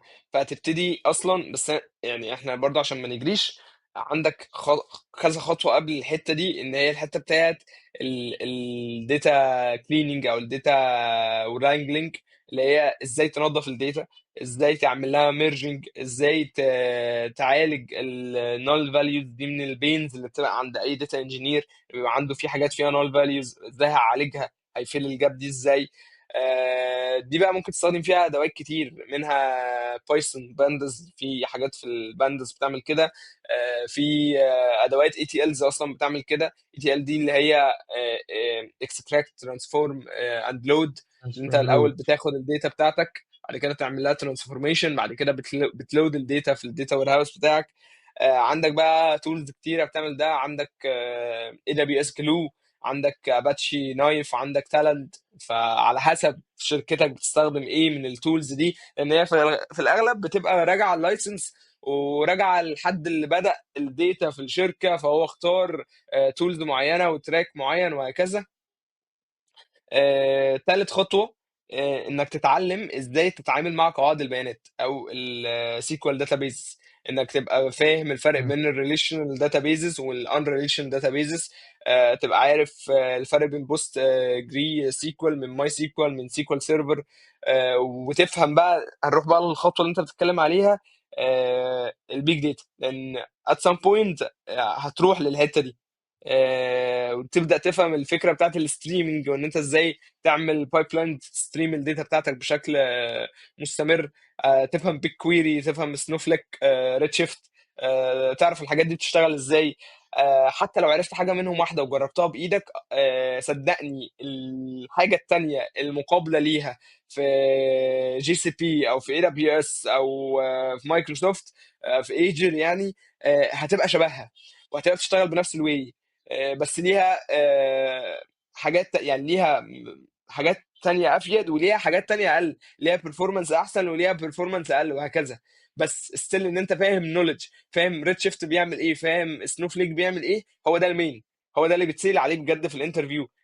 لو حد بيسألك في تول، فاعرف ان هو مش عندوش وقت في التيم ان هو يعلمك، هو عايزك جاي عارف التول دي، خلاص الموضوع انتهى. بس لو حد عنده رفاهيه ان هو شايفك بجد شاطر وعارف ثيوريتيكال مثلا ريد شيفت بيعمل ايه، هو بيشتغل بحاجه غير ريد شيفت فعشان هو بيشتغل على كلاود تاني، فاتس فاين، هيقول لك تمام وتعالى شوف بقى الحاجه التانيه عامله ازاي، اللي هي في الاغلب هتبقى شغاله بنفس الطريقه، بس الواي نفسها بس هي المختلفه. زي الفل آه، يعني. كمّل. خليني اقفل الحته دي. بعد كده من الحاجات برضو المهمه في الحته بتاعت الانجينيرنج، وهي الداتا موديلنج، انك ازاي تبني التيبل والريليشن شيبس ما بين التيبلز بتاعتك. عندك بقى فيها كذا حاجه، الناس بتشتغل ستار سكيما او سنوفليك سكيما. وعندك تول بقت يعني موجوده في الماركت بشكل كبير، اللي هي الدي بي تي او الداتا بيلد تول. في حاجات كتيره غيرها يعني، بس بقت موجوده بشكل كبير. بعد كده اخر حاجه بقى لو هنكمل في التراك اللي هو بتاع داتا اند اناليتكس انجينير، انك ازاي تبني كي بي ايز، ازاي تطلع بقى من الداتا بتاعتك ده كي بيرفورمانس انديكيتور، علامه بتدل على تشيرن، علامه بتدل على النيو كامرز اللي عندك وهكذا. وتطلع بعد كده بقى داشبورد مفيده بتحكي ستوري وبتجاوب اسئله البيزنس بتاعك من الداتا اللي موجوده عندك. طبعا ده بقى ممكن تستخدم فيها ادوات كتيره جدا زي باور بي اي، تابلو، دول اشهر اتنين في الماركت. لو انت حد بيشتغل تيليكوم هيبقى عنده سبلاج، عندك لوكر. ففي كذا حاجه يعني، بس مينلي باور بي اي وتابلو. انا عن نفسي بفضل تابلو اكتر يعني كبريفرنس شخصي. آه. في الاخر، من الحاجات اللي هتثقلك جدا انك يكون عندك فكره كبيره عن كلاود بعينه، يكون عندك فكره عن كلاود بلاتفورم بعينه جربته. عندك جي سي بي وعندك اي دبليو اس وعندك ايجر، يعني دول موستلي اهم ثلاثه موجودين في الماركت، التانيين طبعا موجودين والناس بتستخدمهم. بس يعني دول من اهم الحاجات، خصوصا السيرفيسز زي بيج كويري، ريد شيفت، اس 3، الكلاود فانكشنز، دي من اهم الحاجات. ويعني خليني اختم باخر حاجه بشوفها برضو من الحاجات اللي بتبقى بلس جدا مع الداتا انجينير اللي بيقدم على بوزيشن داتا انجينير، وهي جيت هاب، او ان هو يبقى فاهم سي اي سي دي بشكل عام كحته ديف اوبس، ان هو يعرف يتعامل مع التيرمينال بشكل اسرع، ان هو يعرف يعمل برانش لنفسه ويشتغل بجنب السوفت وير ديفلوبرز ويمرج شغله معاهم. دي بتبقى من الحاجات البلس جدا، وبتبقى من الحاجات يعني المبهرة بشكل ما للناس في الشغل يعني.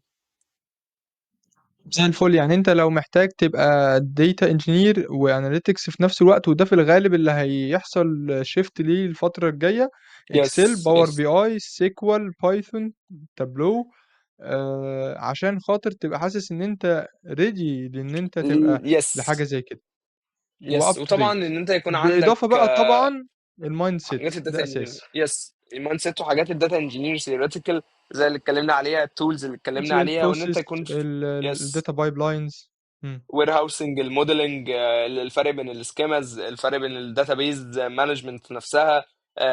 المايند سيت دي نفسها بتخليك جاهز اكتر ان لما يحصل معاك مشكله هتبتدي عارف انت بتسال ايه وبتسال لمين ومستني منه اجابات عامله ازاي عشان تبدا على اساس تحل مشكلتك. ايوه زي الفل، زي الفل. تمام يا باشمهندس، احنا وصلنا لحته كويسه لحد دلوقتي، وعايزين بقى نوصل لحته مهمه. امتى بقى طلعت من مصر لاوروبا؟ مين هي طيب. الخطوه اللي عملت لك كده؟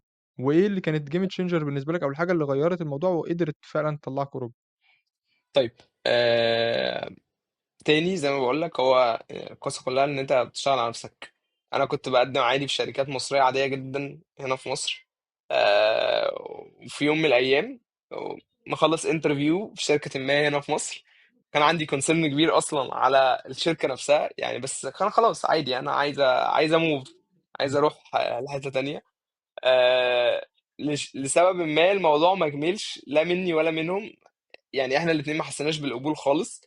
في اخر انترفيو كنت راجع متضايق جدا. بالليل لقيت حد بيكلمني من فويس: احمد احنا بصينا على البروفايل ومحتاجين نسكيجول انترفيو لو انت تمام معاك البوزيشن وكده. فتمام، يعني اتس اوكي، خلينا نشوف. كنت محبط جدا بطريقه مش طبيعيه يعني ساعتها، و بس قلت يعني يلا تمام. دخلنا الانترفيو، اتفاجئت اول حاجه. انا كنت متخيل ان انا هشتغل مع التيمز بتاعت فويس اللي في ايجيبت، يعني عادي انا كده كده في مم. فويس، بس اي كان لوجن عادي من فويس ايجيبت في اي حته، من اي فويس في اكروس وورلد عموما. مم. فكنت متخيل ان انا هشتغل مع فويس ايجيبت بتاع. مره واحده دخلت الانترفيو، لقيت قدامي هايرنج مانجر بولندي. قعدنا ساعتين ونص سوا. انا مش محضر، ما كنتش مجهز نفسي لده خالص. ابتدى يسأل في كل حاجة، في كل تفاصيل، وكان يعني الردود انا كنت متوقع ان انا في حاجات انا عكيت فيها جامد. لا انا ما عملتش احسن حاجة. بس دخلنا الانترفيو، هو حرفيا اللي انا قلته من شوية عن how to be data analytics engineer هو ده اللي انا اتسألته. التولز دي مم. كلها، النولج دي كلها، احكي لي عملت ايه زمان، عملت ايه دلوقتي. قعدنا ساعتين ونص، قلنا ساعتين ونص، خلصنا.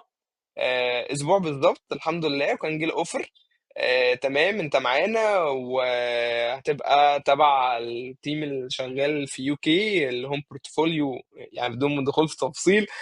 هيبقى مم. تبقى تبع التيم اللي شغال في يو كي. وبقالي اهو 7 شهور معاهم.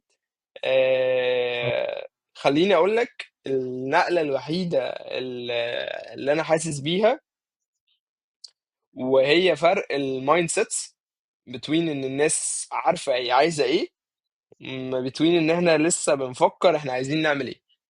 هم عندهم بلان بشكل ما بتبقى مريحه اكتر ليا، انه انا عارف اولموست على الاقل ال3 شهور الجايين انا هشتغل عليه. انا عارف ان اه. ال3 شهور الجايين انا عندي تارجت عامل كذا، اللي احنا بنتارجته ان احنا نطلع بيه بعد البي اي الفلانيه كذا. فدي كانت من اكتر الحاجات الديفرنشيتد يعني المختلفه. ان انا بشكل ما اورجنايزد، بشكل ما دماغي مترتبه، بشكل ما عارف إيه اللي هيحصل الفتره الجايه. بس السؤال اللي هو بتاع الشغل مع ناس بره او بره في شركات بره احسن من هنا يعني somehow مريح اكتر عشان هم بجد زي ما بقول لك هم بيقدروا الحته بتاعت الورك لايف بالانس. بس ستيل الناس محتاجه تطلع من المايند سيت بتاعت انا بشتغل مره مصر، وتروح للمايند سيت بتاعت انا عايز اشتغل في شركه بره مصر مش مهم منين.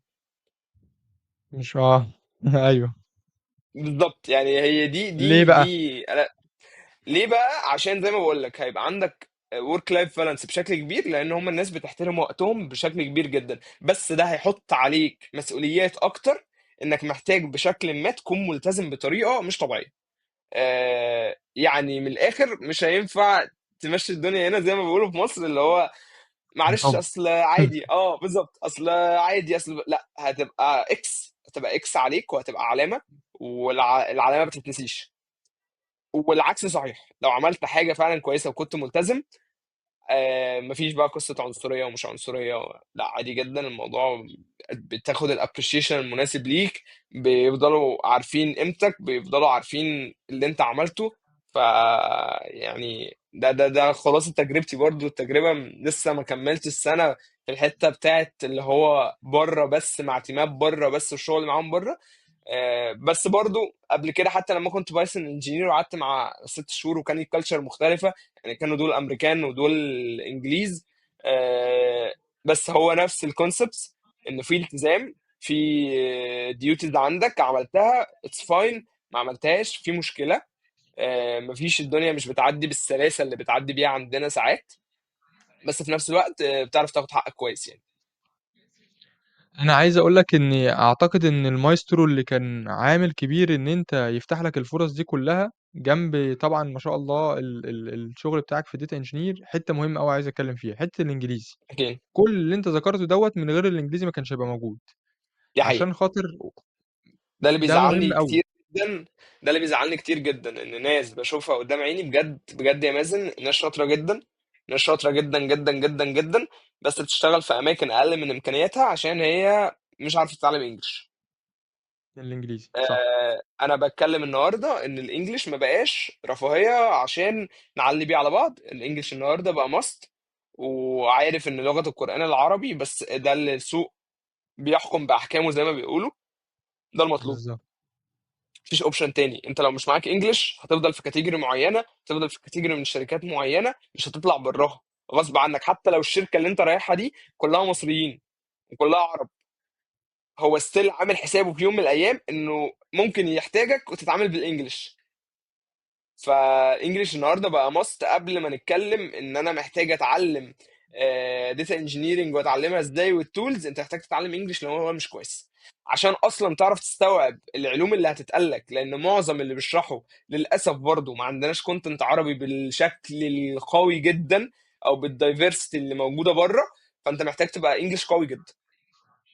هتوصل عند level وهتُقف، العربي مش هيخلّيك تخلّيك بس تكمّل في الحتّة دي. طب بالظبط هتلاقي ده توبكس زي كتير الفل. اصلا مش مشروحه. في مصدر معيّن أو حاجة معيّنة اتعلّمت منها إنجليزي والّا هو كان لا يعني بالنسبه لي كان المدرسه بصراحه. طب ماشي زي الفل. طب أنت برضه العامل التاني، إحنا قُلنا الإنجليزي كان عليه عامل كبير، العامل التاني إن أنت أكيد كنت عامل بورتفوليو محترم. البورتفوليو بتاعك كان مكوّن من إيه؟ عملت المشاريع بتاعتك إزاي والّا إيه طريقتك أو المنهجية بتاعتك في إن أنت بتعمل مشاريع؟ طيب، انا بالنسبه لي كان اكتر حاجه هتبقى ريل وهتتحس وهتتشاف ان انا اجيب حاجه it making a pain. هو في بين دلوقتي من الموضوع ده. كان من اول الاوائل الحاجات اللي جت في دماغي ايام الكورونا مثلا ان انا اعمل اناليتكس للي حاصل في كورونا.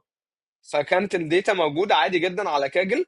خدت الداتا، ابتديت اشتغل عليها، اعمل داشبورد انتراكتيف، ابتديت ارفع الحاجه بتاعتي. ابتديت اعمل بورتفوليو محترم يبقى موجود ولينكد لينكد ان وبجيت هاب. ابتديت اعرض فيه. لما الحاجه بتجو فايرل غصب عنك بتتشاف، البروفايل بتاعك بتشاف. يعني انت بتتعامل زيك زي بتوع السوشيال ميديا ولاعيبه الكوره. ما ينفعش تروح تجيب لي توبيك عفى عليه الزمن ومحدش مهتم بيه، وتعمل عليه مشروع وتنزله وتبقى مستني ان الناس تنجيجمنت معاه. انا شفته كتير، عيني شافته كتير. فاهم الله قصدي؟ ينوّر عليك، أنت كنت صنف. بتنقّي project مثلًا حاصل عليه تفاعل والناس بتتكلّم عن حاجة معيّنة، طب ما نيجي نعمل يس project يس analysis عليه. يس. ليه؟ لانه انا لو جبت حاجه عاديه خلاص، انا اصلا ملان. انا كحد مستني مازن لو شافها مش هيقف عندها، هو اكيد شاف زيها كتير. ايه المختلف يعني؟ مفيش حاجه جديده. خلاص الموضوع بقى ممل جدا. انما طول ما انت بتجيب حاجات انتراكتيف، حاجات ترندي، هو انت غصب عنك بتشد زي ما بيقولوا ايه، بتشد اللي بيتفرج عليك. يعني لعيبه الكوره يعني بيشدوا الناس اللي بتتفرج، لان هم ايه، اللي حريف شويه، اللي بيعمل ايه شويه مش عارف ايه. انت بالضبط. هتعمل ايه في الداتا؟ انت عايز تشده بتوبك جديد، عايز تشده ان هو يتفرج على شغلك بحاجه جديده ما اتعملتش قبل كده، بفيجوال جديد عملته بطريقه معينه وشارح ازاي عملته، بايفنت جديد انت رحته صح. مش مفيش ناس راحته كتير قبل كده. صح، دي حقيقة. حتّة برضه مهمة أوي اللي هي اللي أنت قُلت فيها ديّة، مثلًا في event جاي أو حدث جاي مش عارف إيه، ما تعمل project وتعرضه ومش عارف إيه وتmention يس للمكان أو للمؤسسة أو الحاجة دي يس يعني كلّها. انا فاكر وانا في اخر سنه في الكليه كان مصر بتنظم الملتقى الدولي الاول للذكاء الاصطناعي. تمام. تمام. وما كانش عندي اي حاجه جاهزه ان انا اروح بيها، اقدم بيها ماشي. واروح. ما كانش عندي غير اوبشن واحد. دخلت كلمت عميد الكليه، قلت له إمم. انا قتيل البتاع ده، انا قتيل الملتقى الجاي، انا رايح يعني رايح، انا محتاج الفرصه دي ضروري، ضروري بكل الطرق انا محتاجها. هيتعمل لاول مره في العالم، جاي ناس من 190 دوله هيتجمعوا هنا في مصر، والكلام كله عن الاي اي وفورم عن الاي اي وبروجكتس عن الاي اي. قلت له انا عايز اروح خلاص، انا عندي انا اخر سنه وما طلبتش حاجه طول ما انا موجود في الكليه، اتصرف. وبصراحه الراجل يعني كان هيلبفul جدا، اتصرف فعلا وجاب لي انفيتيشن. رحت اسبوع كامل، ناس كتيره جايه من بره، كالتشرز مختلفه، كالتشرز عربيه، على من شرق اوروبا، غرب اوروبا، لاتينو، امريكا، كالتشرز كتيره جدا جدا جدا، جمعت كلها في حته واحده. مش فكره الاي اي خالص هنا قد ما فكره انك رحت حاجه ما حصلتش قبل كده، إمم. ولو حصلت بعد كده مش هتبقى في مصر، صح. وبتشارك فيها انت لاول مره. فكان بالنسبه لي يعني الحاجات دي هي، ما تجرب، انت مش خسران حاجه. يعني انا لو كان قال لي لا كنت اعمل له ايه؟ مش هقدر اعمل له حاجه، خلاص. صح، دي حقيقة. بس طب زي الفل. ضبّطت الportfolio وضبّطت الكلام ده كلّه وده كان السبب، وضبّطت الEnglish عشان أقدر أسافر برّه. برضه حتّة انت مهمة بتسافر برضه لازم. بره، خلينا تاني هقول إمم. لك حاجه، خلينا نفصل. انت مش شرط تكون بتعمل انجلش عشان هتسافر بره. صح. انت ممكن يجي لك فرصه إمم. من هنا من مصر، تمام، وهتكمبنسيت بشكل كويس قوي، وما تبقاش محتاج تسافر ساعتها، اصلا الموديل ده هيكون احسن لك، انك قاعد صح، وسط دي حقيقة. اهلك وبلدك. بس هتبقى بقى ايه العائق الوحيد قدامك؟ انك مش بتعرف تتكلم انجلش كويس. هتتعامل مع الناس ازاي؟ هتتعامل مع ناس ازاي كمان بقى اونلاين؟ يعني انت مش بس مش هتتعامل مع ناس ازاي، انت ازاي هتتعامل مع ناس اونلاين كل يوم؟ المفروض ان انت يعتبر عايش معاهم وبتشتغل معاهم ديلي، هتتعامل معاهم ازاي وانت الانجليش بتاعك مش كويس؟ صح، دي حقيقة. صح. وحتّة كمان أنت بتتكلّم عليها إن أنت معظم الشغل اللي أنت اشتغلته كان remotely، فهو الشغل الremotely مطلوب كتير في الdata analysis. وواضح من إن الCV بتاعك يس كلّه يس 90% منّه remotely أصلًا. فده يس يوضّح لك إن أنت هتفتح لنَفْسك بدل ما هيبقى اللي أنت بتقدّم عليه مقصور على مصر والدول العربية، لأ هتوسّع الدايرة بتاعتك وتوسّع الدنيا أكتر. صدقني صدقني، حتى الشغل اللي هنا في مصر اولموست معظم الستارت ابس مثلا بتبقى جايبه حد اكسبرت هندي، هنود جامدين جدا في الموضوع، هنود أيوه. جامدين جدا، بيبقوا جايبين اكسبرت هندي آه بيدخل طبعًا. معاك ديلي. قول لي هتتعامل معاه ازاي وانت شغال شركه مصريه؟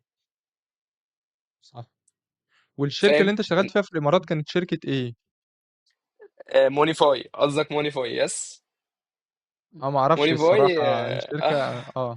اوكي. مونيفاي هي يعني خلي عارف بلومبرج. لأ. بلومبرج تلاقيه فاينانس، منصة فاينانس بتتكلم عن ماشي. الدايركشنز الفترة الجاية، البورصة وهكذا. مونيفاي باي ذا واي هي ساويرس هاوس، حاجة من تمام. ساويرس فاميلي. هي زي بلومبرج اللي بره بس معمولة للشرق الأوسط، معمولة بطريقة جديدة، إن هي لجين زي، معموله تمام. بالتارجت جين زي. فبتلاقي مونيفاي بتعرض مثلا الستوريز والحاجات دي، النشرات الاخبار في شكل ريل، آه، آه. بتعرض اخبارها بشكل انتراكتيف يناسب جين زي، مش ماشي. فاينانس. او ما بيتارجتوا انه ازاي جين زي يعرف يعمل ثروات من الاخر، يعرف يستثمر في اسهم، يعرف يعمل كل ده. فما عادش معاهم كتير، كان كونسنتريشن. وبعد كده يعني خلاص هم دلوقتي بلا تيم، يعني هو ميل الشركة للميديا. الشركة مش إمم. مينلي تك، هي مينلي للميديا. بس كانوا بيحاولوا في الأول يظبطوا الدنيا يعني لحد ما يعملوا لانشنج. هم لانشوا في شهر 11 اللي فات ومكسرين الدنيا يعني في الإمارات. ما شاء الله. طب زي الفل. الremotely برضه كان عن طريق LinkedIn ونفس الحكاية اللي إحنا حكينا فيها، الشغل لا الremotely لا اللي لا، كان بييجي لك كانوا هم اللي بييجوا لك. مونيفاي جات لي ريفيرل من صديق عزيز، إمم، احب اوجه له التحيه يعني، احمد عصام. إمم، فهو حد من الاي اي انجينيرز الجامدين جدا في الوطن العربي بجد، يعني من اشطر الناس شفتها على عيني يعني. فهو رشحني ليهم، والموضوع مشي من الطريق ده. طبعا بيبقى برضو دي من التوبكس المهمة قوي، مش معنى ان انت تعرف واحد صاحبك في مكان وهو عمل لك ريفير انت كده اتعينت خالص. هو صح. بس اصل ستيب انك تدخل على الاي تي اس تول، او ان الاي تي اس تول تعدي عليها السي في بتاعك. انما انت هيتعمل لك انترفيو، وهيتعمل لك انترفيو بتركيز اكتر من الطبيعي عشان انت جاي تبع حد. فدي برضو الATS من tool الحاجات عشان برضه المهمة اللي يعني. بيتفرّج الATS tool اللي برضه عشان بيتفرّج وما حدش عارفها، دي بيبقى نظام بيفلتروا بيه السيفيهات والكلام ده كلّه، فأنت لازمًا الCV بتاعك يبقى متوافق مظبوط. مع الATS format. فهو اللي بيبقى عامل recommendation يالّا على طول يدخّلك على حتّة الinterview مرّة واحدة. لو مش مؤهل يس برضه مش بالظبط. هتعدّي من الinterview. بالظبط، ما لهاش اي علاقة، يعني مهما كنت صاحبه جدا مش هتدخل لو انت مش جامد. صح، دي حقيقة. خلاص ماشي زي الفل. بس إحنا كده في الآخر بقى طب هل الشهادة بحُكم برضه الحتّة ديّة، هل عشان خاطر في ناس بعتت لنا قالت لنا أنتم جايبين حد من جامعة القاهرة قسم ذكاء اصطناعي ومش عارف إيه، هو وصل كده عشان هو خرّيج ذكاء اصطناعي. أنت إيه رأيك في الموضوع ده؟ هل فعلًا عشان أنت خرّيج ذكاء اصطناعي؟ بص والله يعني الموضوع ده جدال فيه ما بينتهيش، عمر ما الجدال في الموضوع ده انتهى. الكلام فيه ما بينتهيش من زمان. آه بس خليني اقول، في فيلدز الشهاده فيها مش مهمه، ماشي. مش هنكذب. في زي. فيلدز الشهاده فيها فرونت اند مثلا، لو انت هتفضل فرونت ماشي، اند مش مهم قوي، عادي هتلاقي ماشي. opportunities لو انت حد شاطر. تمام. نتكلم في الdata. آه ماشي. ما هو الداتا على حسب هتبقى داتا ايه. إحنا بنقول بقى هتبقى ادّينا داتا أمثلة. اناليست، هتبقى داتا اناليست اللي معاه التولز، ولا هتبقى داتا اناليست بجد؟ ماشي. بس هي دي بالنسبه لي المفارقه. هتبقى داتا اناليست بجد، لا الكليه طبعا مهمه جدا، لان انا واثق وانت جاي لي من الكليه ان انت اتعلمت statistics، واثق ان انت اتعلمت logical thinking، واثق ان انت اتعلمت mathematics. فانا عندي بيزكس هي اوريدي خلاص، دي المايند سيت اللي احنا بنتكلم عليها هي بقت موجوده هنا. فاين تمام. إمم. بس مع ذلك في اماكن ده بالنسبه لي مش مهم، هي عايزه حد بيعرف يستخدم التولز. يبقى أنت لو أنت خلاص أنت مش خرّيج كلية زي كده خلاص، يبقى أنت تأسِّس نَفْسك في الحاجات اللي أنت قُلت عليها، أسِّس نَفْسي statistics، بالظبط. أسِّس نَفْسي في الرياضيات، الكلام ده كُلّه. انت ممكن بمنتهى البساطه تشوف الكريكوليمز بتاعت الناس دي، هما بياخدوا ايه وبيدرسوا ايه، وتبدا تاسس نفسك فيه. انت لو اسست نفسك في ده وعرفت تشرح ده بمنتهى البساطه كده في السي في بتاعك، انا هيبقى ايه مشكلتي معاك؟ هل مشكلتي ان انت مش خريج كمبيوتر ساينس؟ لا، انا ممكن يجيك كمبيوتر ساينس بس اصلا ما ذاكرش الحاجات اللي انت رحت ذاكرتها لوحدك. صح. بس انا مشكلتي ان انت تبقى معتمد ان انت عندك تولز، فالتولز هتشغلك، التولز ما بتشغلش حد، عشان التولز بتخلص وبتنتهي وبيطلع حاجات جديده. وده الدرس اللي يعني بنتعلمه كل يوم، كل يوم بنتعلمه. انه من سنتين كان ده حالنا، لا ما كانش فيه شات جي بي تي، ما كانش فيه كل الاي اي ايجنتس مودلز الموجوده دي، كانت الدنيا اصعب بكتير. كان ستاك اوفر فلو هو الدليل كده بتاع المبرمج اللي معاه على طول بيحل صح. منه كل أيوه حاجته. صح. النهارده بص على ستاك اوفر فلو، مين بيفتح ستاك اوفر فلو النهارده ما يعتبر؟ حدّش، قليل ما جدا، حدّش قليل جدا. صح. فاهم؟ ليه؟ ما انا هدخل شات جي بي تي اديله برومبت هيروح يجيب ستاك اوفر فلو من ساعه ما اتفتح. صح.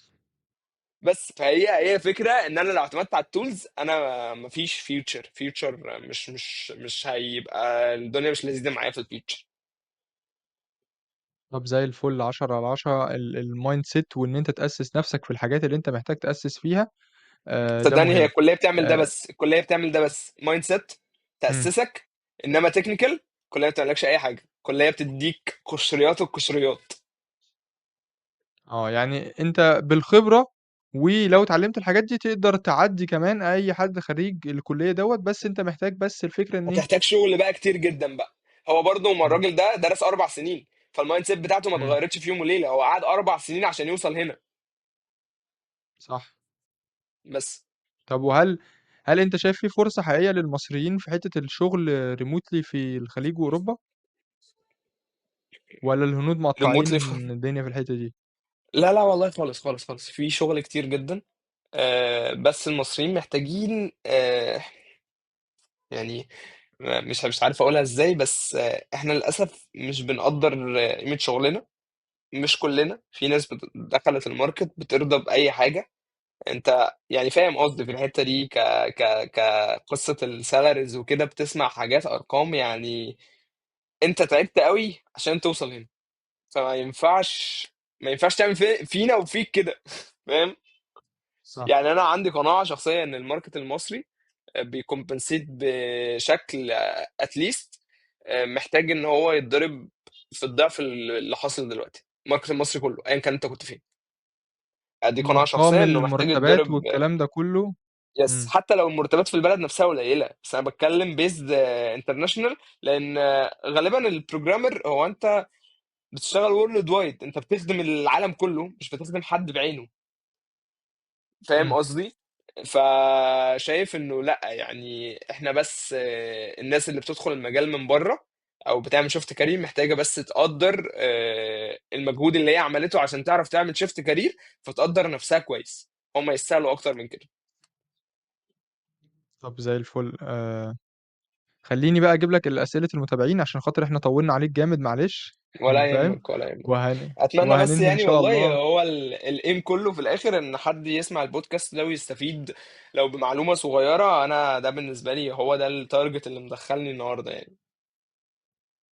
طب الحمد لله، إن شاء الله ناس كتيرة تستفيد من ان شاء الله، البودكاست. ان شاء الله. تمام. أول باشمهندس معانا كان بيسألك بيقول لك باشمهندس يوسف طارق بيقول لك إيه، إزاي أقدر أقدم نتائج لفريق غير تقني؟ يعني هو عايز يعرض الشغل بتاعه لفريق غير تقني مثلا، أشرح لهم إزاي مشكله كبيره، يعني أنت النهاردة بتقول كلام أشرح له إزاي للفريق الغير مشكله التقني ده كبيره مثلا. جدا.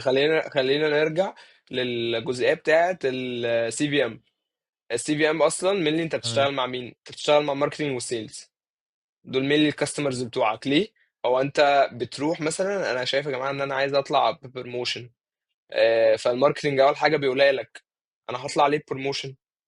فانت محتاج تشرح له ازاي؟ ان انت بتحاول توصل للمايند سيت بتاعته عن طريق ان انت تبدا تساله اسئله.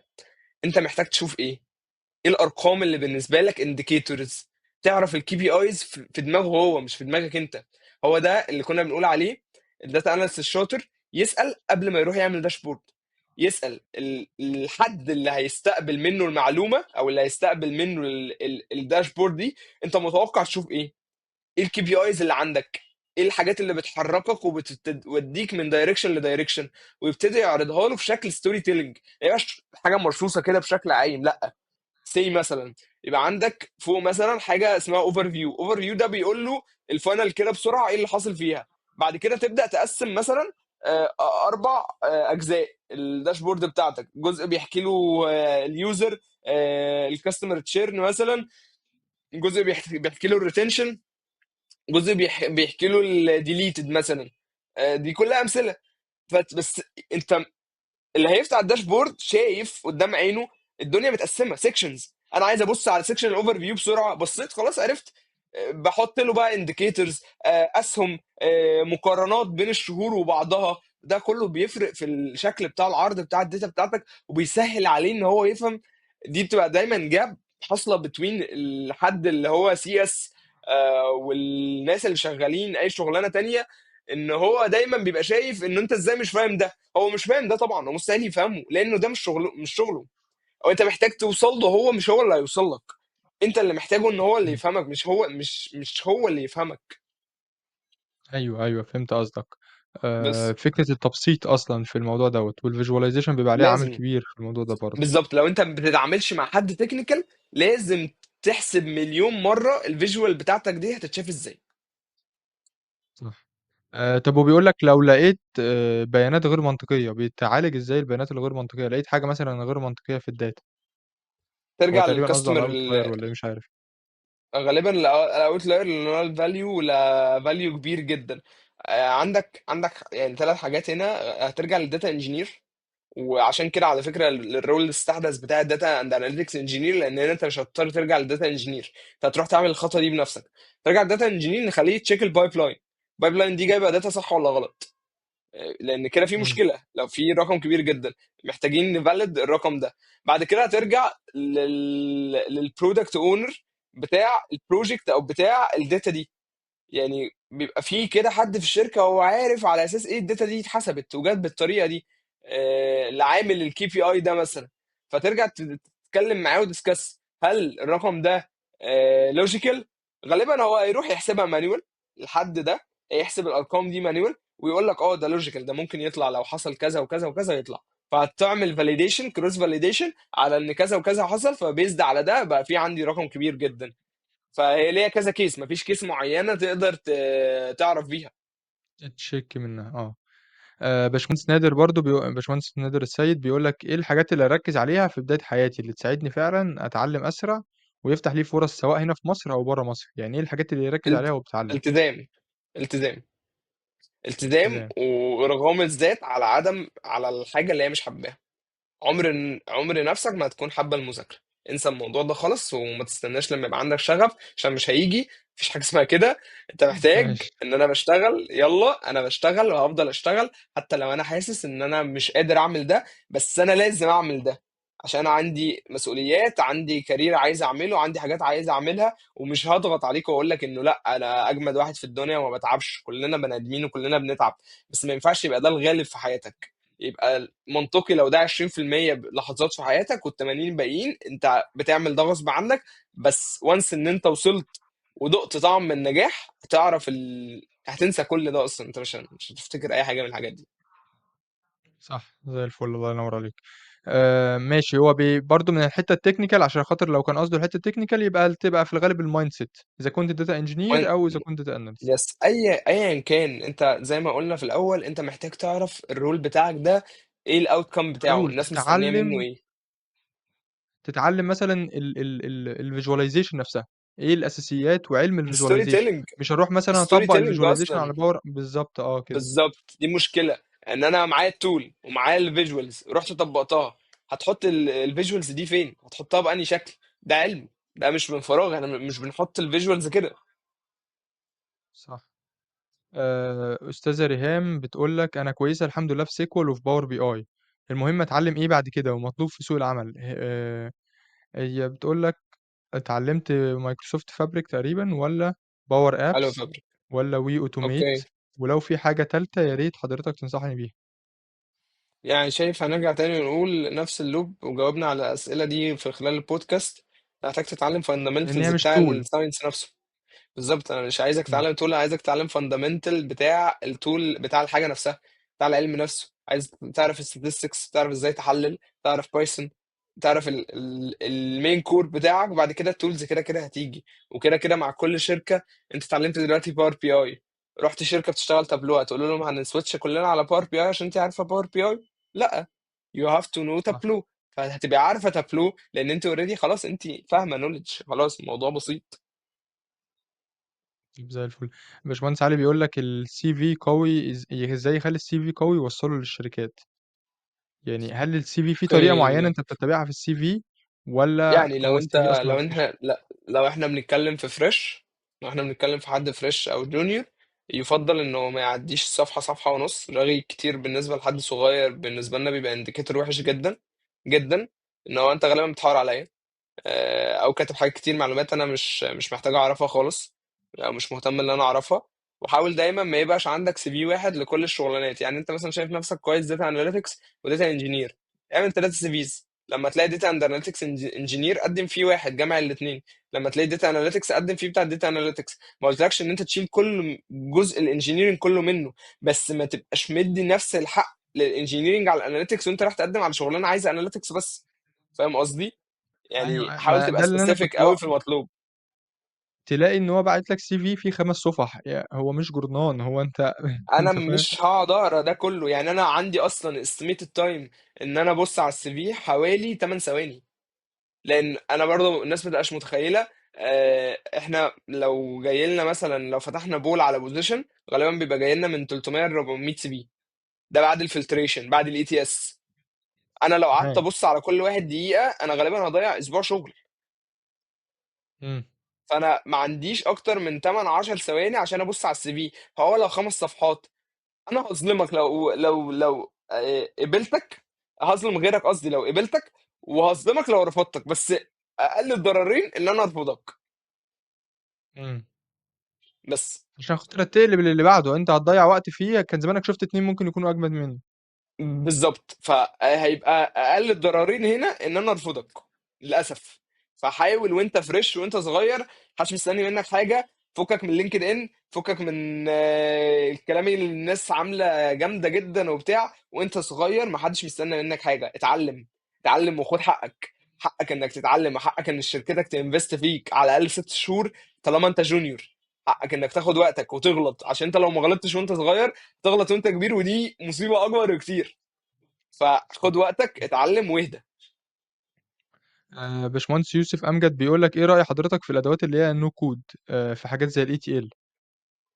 مش أه reliable أكيد برضه. بصراحة ما أنا فاهم. يعني اي دبليو اس مثلا وانت داخل جلو يبقى عندك سيكشن ان انت تعمل دراج اند دروب، تالنت دراج اند دروب.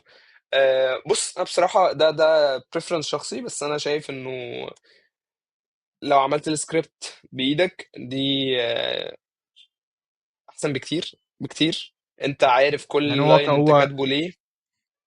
تكملة سؤاله كان بيقول لك والّا SQL وPython راحت عليهم خلاص وفكرة الno code هي اللي جاية؟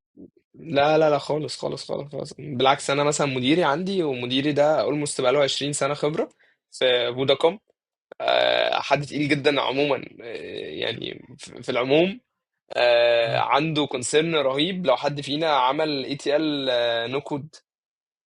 دي مشكله كبيره بالنسبه له. هو بيحب كل إمم. حاجه سبيسيفيك للشغل. هو الجوبايه معموله للايم اللي احنا عايزينه بالظبط. لا خدت زياده ولا خدت اقل، لان ده بيفرق بعد كده في البرفورمانس وفي الكوست. ومجرد ما تروح شركه هتبدا تسمع الجمله دي كتير جدا: احنا عندنا كوست قد أيوه. ايه، احنا استهلكنا قد ايه الشهر ده. فلا يعني النو كود لذيذ جدا واوبشن حلو، بس لو عندك كتب بلاش يعني. دي حاجه مستحيله يعني. أيوه. أستاذة إيمان بتقول لك مش عارفة أحدد أبتدي منين وفي إيه وإزاي، يعني هي مش عارفة تبدأ منين. أنت بالنسبة لك مثلًا أنت ابتديت في البرمجة وبعد كده انتقلت للdata، أنت كنت حاسس إن شغفك فين بالضبط، عرفته منين؟ بس انا شايف ان دي محتاجه في الاول تعرف فاندامنتالز بشكل عام وتجرب. يعني مفيش اي أنت حاجه شايف إمم. هتقول لها ده اللي احنا هينفع نكمل فيه غير التجربة. محتاج تجرب وتشوف الحلو بتاع ده والوحش بتاع ده، الوقت بتاع ده والوقت بتاع ده، الفرص دي والفرص دي. وكل واحد فينا عنده برسبكتيف. انا ممكن اكون اخترت البرسبكتيف عشان خاطر الكارير، ممكن مازن يختار برسبكتيف عشان خاطر الفلوس، ممكن واحد تاني يختار برسبكتيف عشان عدم المنافسة. كل واحد فينا عنده برسبكتيف وعنده يعني حياته في الباك جراوند بتجبره احيانا عن ان هو يختار حاجات ما تنفعش لشخص تاني. طب وأنت شايف مجالات الdata فيها فلوس؟ يعني أنت شايف إن هو لو بيفكّر في الفلوس يروح مجال من مجالات الdata؟ آم، على حسب الشركة.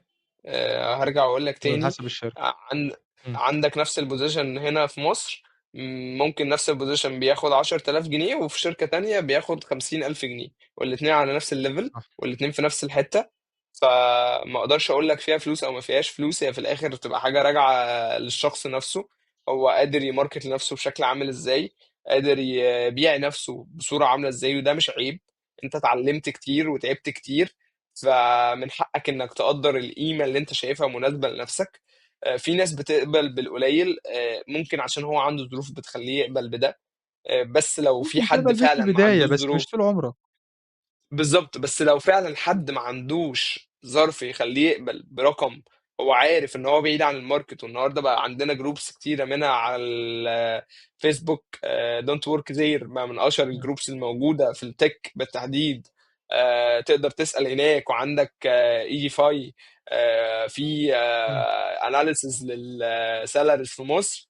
لو عندك الفرصه انك ما تقبلش اقل من الارقام دي وتسال الناس الاكسبرتس الموجوده، لو سمحت ما تقبلش. انت صدقني مش بتضر نفسك بس، انت بتضر نفسك وبتضر كل زمايلك الموجودين معاك في الماركت. صح، صح. أستاذ أحمد محمد بيقول لك أنت شايف إن في شغل freelance للمجالات دي في شغل جدا جدا freelance والّا جدا لأ؟ جدا جدا جدا جدا جدا، بس أصل زي ما الموضوع بقول ده لك. ناس طلع إشاعة يا باشمهندس أحمد يقول لك إيه، الشركة مش هتفرّط في الdata بتاعتها، ما حدّش ما يخُش المجالات دي لو ناوي يتعلّم freelance، فالكلام ده محتاجين خالص خالص نفهم، خالص هل ده خالص الكلام ده حقيقي والّا؟ خالص خالص خالص. اصل انت في شركات الداتا بتاعتها مرميه على الانترنت، يعني معلش يعني. ومش كل الشركات الداتا بتاعتها confidential يا جماعه يعني. في شركات اصلا عادي الداتا بتاعتها open sourced. دي مش قصه غير كده. انت دلوقتي بقت ممكن تمضي على ال NDA اونلاين، ممكن يحبسك لو عملت حاجه بالداتا بتاعته. انت لو بتشتغل معاه من اخر الدنيا ممكن يقاضيك عادي، يعني الموضوع ما بقاش بالسذاجه دي. بالضبط. فلا ده اللي يعني قُلته لهم يا والموضوع جماعة، اخلاقي بحت. يعني وغير إن موضوع هو أخلاق اخلاقي بحت. كمان. أنا في شركات اشتغلت معاها freelance بتمضي عقد على حاجات أنت فاهم، إن هو بالظبط. إن ليه؟ أنت الdata دي مش ليه هتودّيها الناس في حتّة. معتبره ان انا لو مضيت اونلاين ان انا كده محدش يعرف يعمل لي حاجه؟ لا عادي هتتحبس. دي حاجة، وحاجة كمان برضه في ناس بتعتبر إن هو بقى الdata كلّها خلاص، إن ما ينفعش يا جدع، ده في شركات بتشتغل فيها أصلًا بتدّيك zone معيّنة في SQL، أنت هتعمل analysis في الحتّة بالظبط. دي، مش هتخرج براها، مش بالظبط. هتدخّلك على مش حتّة هتاخد تانية. مش هتاخد على اي حاجه تاني. هتبقى اصلا معاك ميسنج داتا. بالضبط. فاهم؟ فلا الموضوع تطور بشكل كبير جدا. عادي انت ممكن تشتغل مع واحد في استراليا وعادي وتاخد فلوسك وتاخد حاجتك. بس تاني هرجع اقول لك هو الموضوع كله وورد اوف ماوس، وان انت اسمك حلو، عندك لينكد ان بروفايل كويس، عامل بروجكتس كويسه، وما تستناش الفرصه تجيلك عشان تبتدي تعمل ده. لو سمحتوا شباب، اعملوا ده من غير ما الفرصه تجيلك. اعمل ده من دلوقتي وربنا مش هيضيع تعبك. تمام. في حد من الباشمهندسين بيقول لك data engineer مطلوب أكتر والّا data analyst؟ آه، أنا تقريبًا عارف ردّك في آه، السؤال ده، بس قوله. أنت هتقول له ما تقارنش بقى، ما تقارنش ما بين data analyst وdata بالظبط engineer، يعني اتعلّم ما الاتنين، اتعلّم ما الاتنين. ينفعش ما ينفعش نقارن ده مبدئيا. ده تراك وده تراك. ودلوقتي بقينا مستحدثين ان في تراك جديد خالص بقى هو البوتنشال. فانت لو اتعلمت الاثنين انت غالبا هتقدم هنا وهتقدم هنا. فما ينفعش اقول لك مين عليه الطلب اكتر، لان هو في الاول في الاخر بزنس ديماند. بس هنيجي لو هنحسبها لوجيكال يعني، فهيبقى الداتا انجينير عليه الطلب اكتر، لانه الراجل بيعمل شغلانه اصعب. فبالتالي ما فيش منه كاليبرز كتيره بس. تمام. في حد من الباشمهندسين الأستاذ علي بيقول لك هو عنده 45 سنة ومعهوش شهادة جامعية خالص، تمام، خبرة كبيرة بس مم. اشتغل في شركات دوا كتيرة operation manager، warehouse manager، واشتغل برضه إيه؟ مش واخد بالي هي إيه بالضبط، وoversee ماشي. daily business operations، وحابب يعمل shift career للdata analyst، تنصحه حلو بإيه جدا. بالضبط؟ انا مبسوط جدا ان ياخد في خطوة حد زي دي والّا إيه الدنيا؟ في حد كبير وبيعمل كده. انا بنصح اي حد في اي وقت طالما حاسس ان هو يقدر يعمل الخطوه دي ويروح في الحته بتاعه التك يروح. او ممكن يطوع الخبره اللي عنده الكبيره قوي في الحته بتاعه اللوجيستكس يعتبر بشكل عام. خلينا نقول ملناش دعوه بالشهاده، ان هو يبتدي تارجت شركات لوجيستكس محتاجه داتا اناليست. هو يبقى عنده حاجه بلس، لو هو عارف يتعلم تكنيكال وعمل حاجه تكنيكال جامده وتعلم بايثون سيكوال تابلو او باور بي اي وكل الكلام اللذيذ ده، مع ان هو عنده خبره اوريدي كحد اوبريشنال على الارض، هيعرف يروح شركات لوجيستكس وهيبقى بلس عن اي حد. أنت الله ينور عليك ذكرت يعني الحتة اللي أنا كنت عايز أقولها، اللي هو يا جماعة الdata analysis مش لازم أعمل لها shift career، أنا ممكن أبقى يعني مثلًا ممكن أبقى محاسب وأتعلم data analyst، ممكن أبقى مهندس وأتعلم هيحتاجوني في حتتي. انت أكتر. هيبقى اللي عندك ليميتيشنز في شركات معينه، بس ستيل هيبقى عندك فرصتك اكتر من الشخص العادي، لان هو هيبقى جايبك وعارف ان انت البيزنس هنا خبره، وانت عارف كل صح. حاجه هنا. فده بالنسبه له بفلوس. ده بالنسبه له يعني ده موضوع كبير مش موضوع قليل خالص. إمم. بس نصيحتي اللي ممكن اقولها انه اوعى تسيب شغلك وافضل في شغلك لحد ما تلاقي الفرصه التانيه، لان ما ينفعش اقول لك هد المعبد بعد ما وصلت اكيد لحاجه كبيره في شغلك. بتتكلم في 45 سنه، يعني اقول مستقبلك 20 سنه شغال. واقول لك هتلاقي ودور. لا خليك في شغلك وحاول تتعلم جنب شغلك. عارف ان الموضوع مرهق وصعب جدا، بس deserve it يعني الموضوع يستاهل. صح. أستاذ طه بيقول لك هو ممكن العمل remotely بمرتب كبير، يعني ينفع حد يبقى شغال remotely من البيت والمرتبات بتاعته تبقى كويسة؟ يعني في انا الاغلب عايز لو اقول له انت في الغالب شغال الريموتلي مرتباته احسن من الفول تايم اعلى اصلا. اعلى من الفول تايم في مصر بكتير، لانه انت بيدفع لك مبلغ كامل من غير ضرائب، من غير ميديكال، ومن غير حاجات كتير قوي. يعني هي بتبقى بي اوفس باكج بقى، بتقعد تحسبها هنا وهنا. بس هو في الاغلب الريموتلي بيبقى احسن، يعني الناس اصلا بتختاره مع انه الريسك بتاعه عالي جدا، لان انت مالكش ورق ومالكش اي حاجه، بس بتختاره عشان الفلوس في الاغلب يعني. تمام. حسن عبد الرحمن بيقول لك الفرق ما بين الداتا انجينيرنج والداتا بيز انجينيرنج، في فرق ولا ايه الدنيا؟ لا لا لا، يعني الداتا بيز هي. اصل في ناس بتطلع بقى ترندات بتطلع غريبه، يقول لك داتا اناليست وديتا اناليسز، يطلع بقى يقول لك داتا انجينير، انت فاهم اللي هي احنا الحاجه. اتكلمنا التوبيك النهارده لو شرحنا يعني البيزكس بتاع كل حاجه. والله هي في الاخر هتبص للشغل على ارض الواقع، هتلاقي الاثنين واحد، ما عندناش اي حاجه يعني. تمام زي الفل. ثانيه. في اسئله كتير متكرره فانا بعمل لها سكيب. مفيش مشكله. بيقول لك هل ممكن ادخل مجال الداتا اناليسز بان ادخل تراك البي اي؟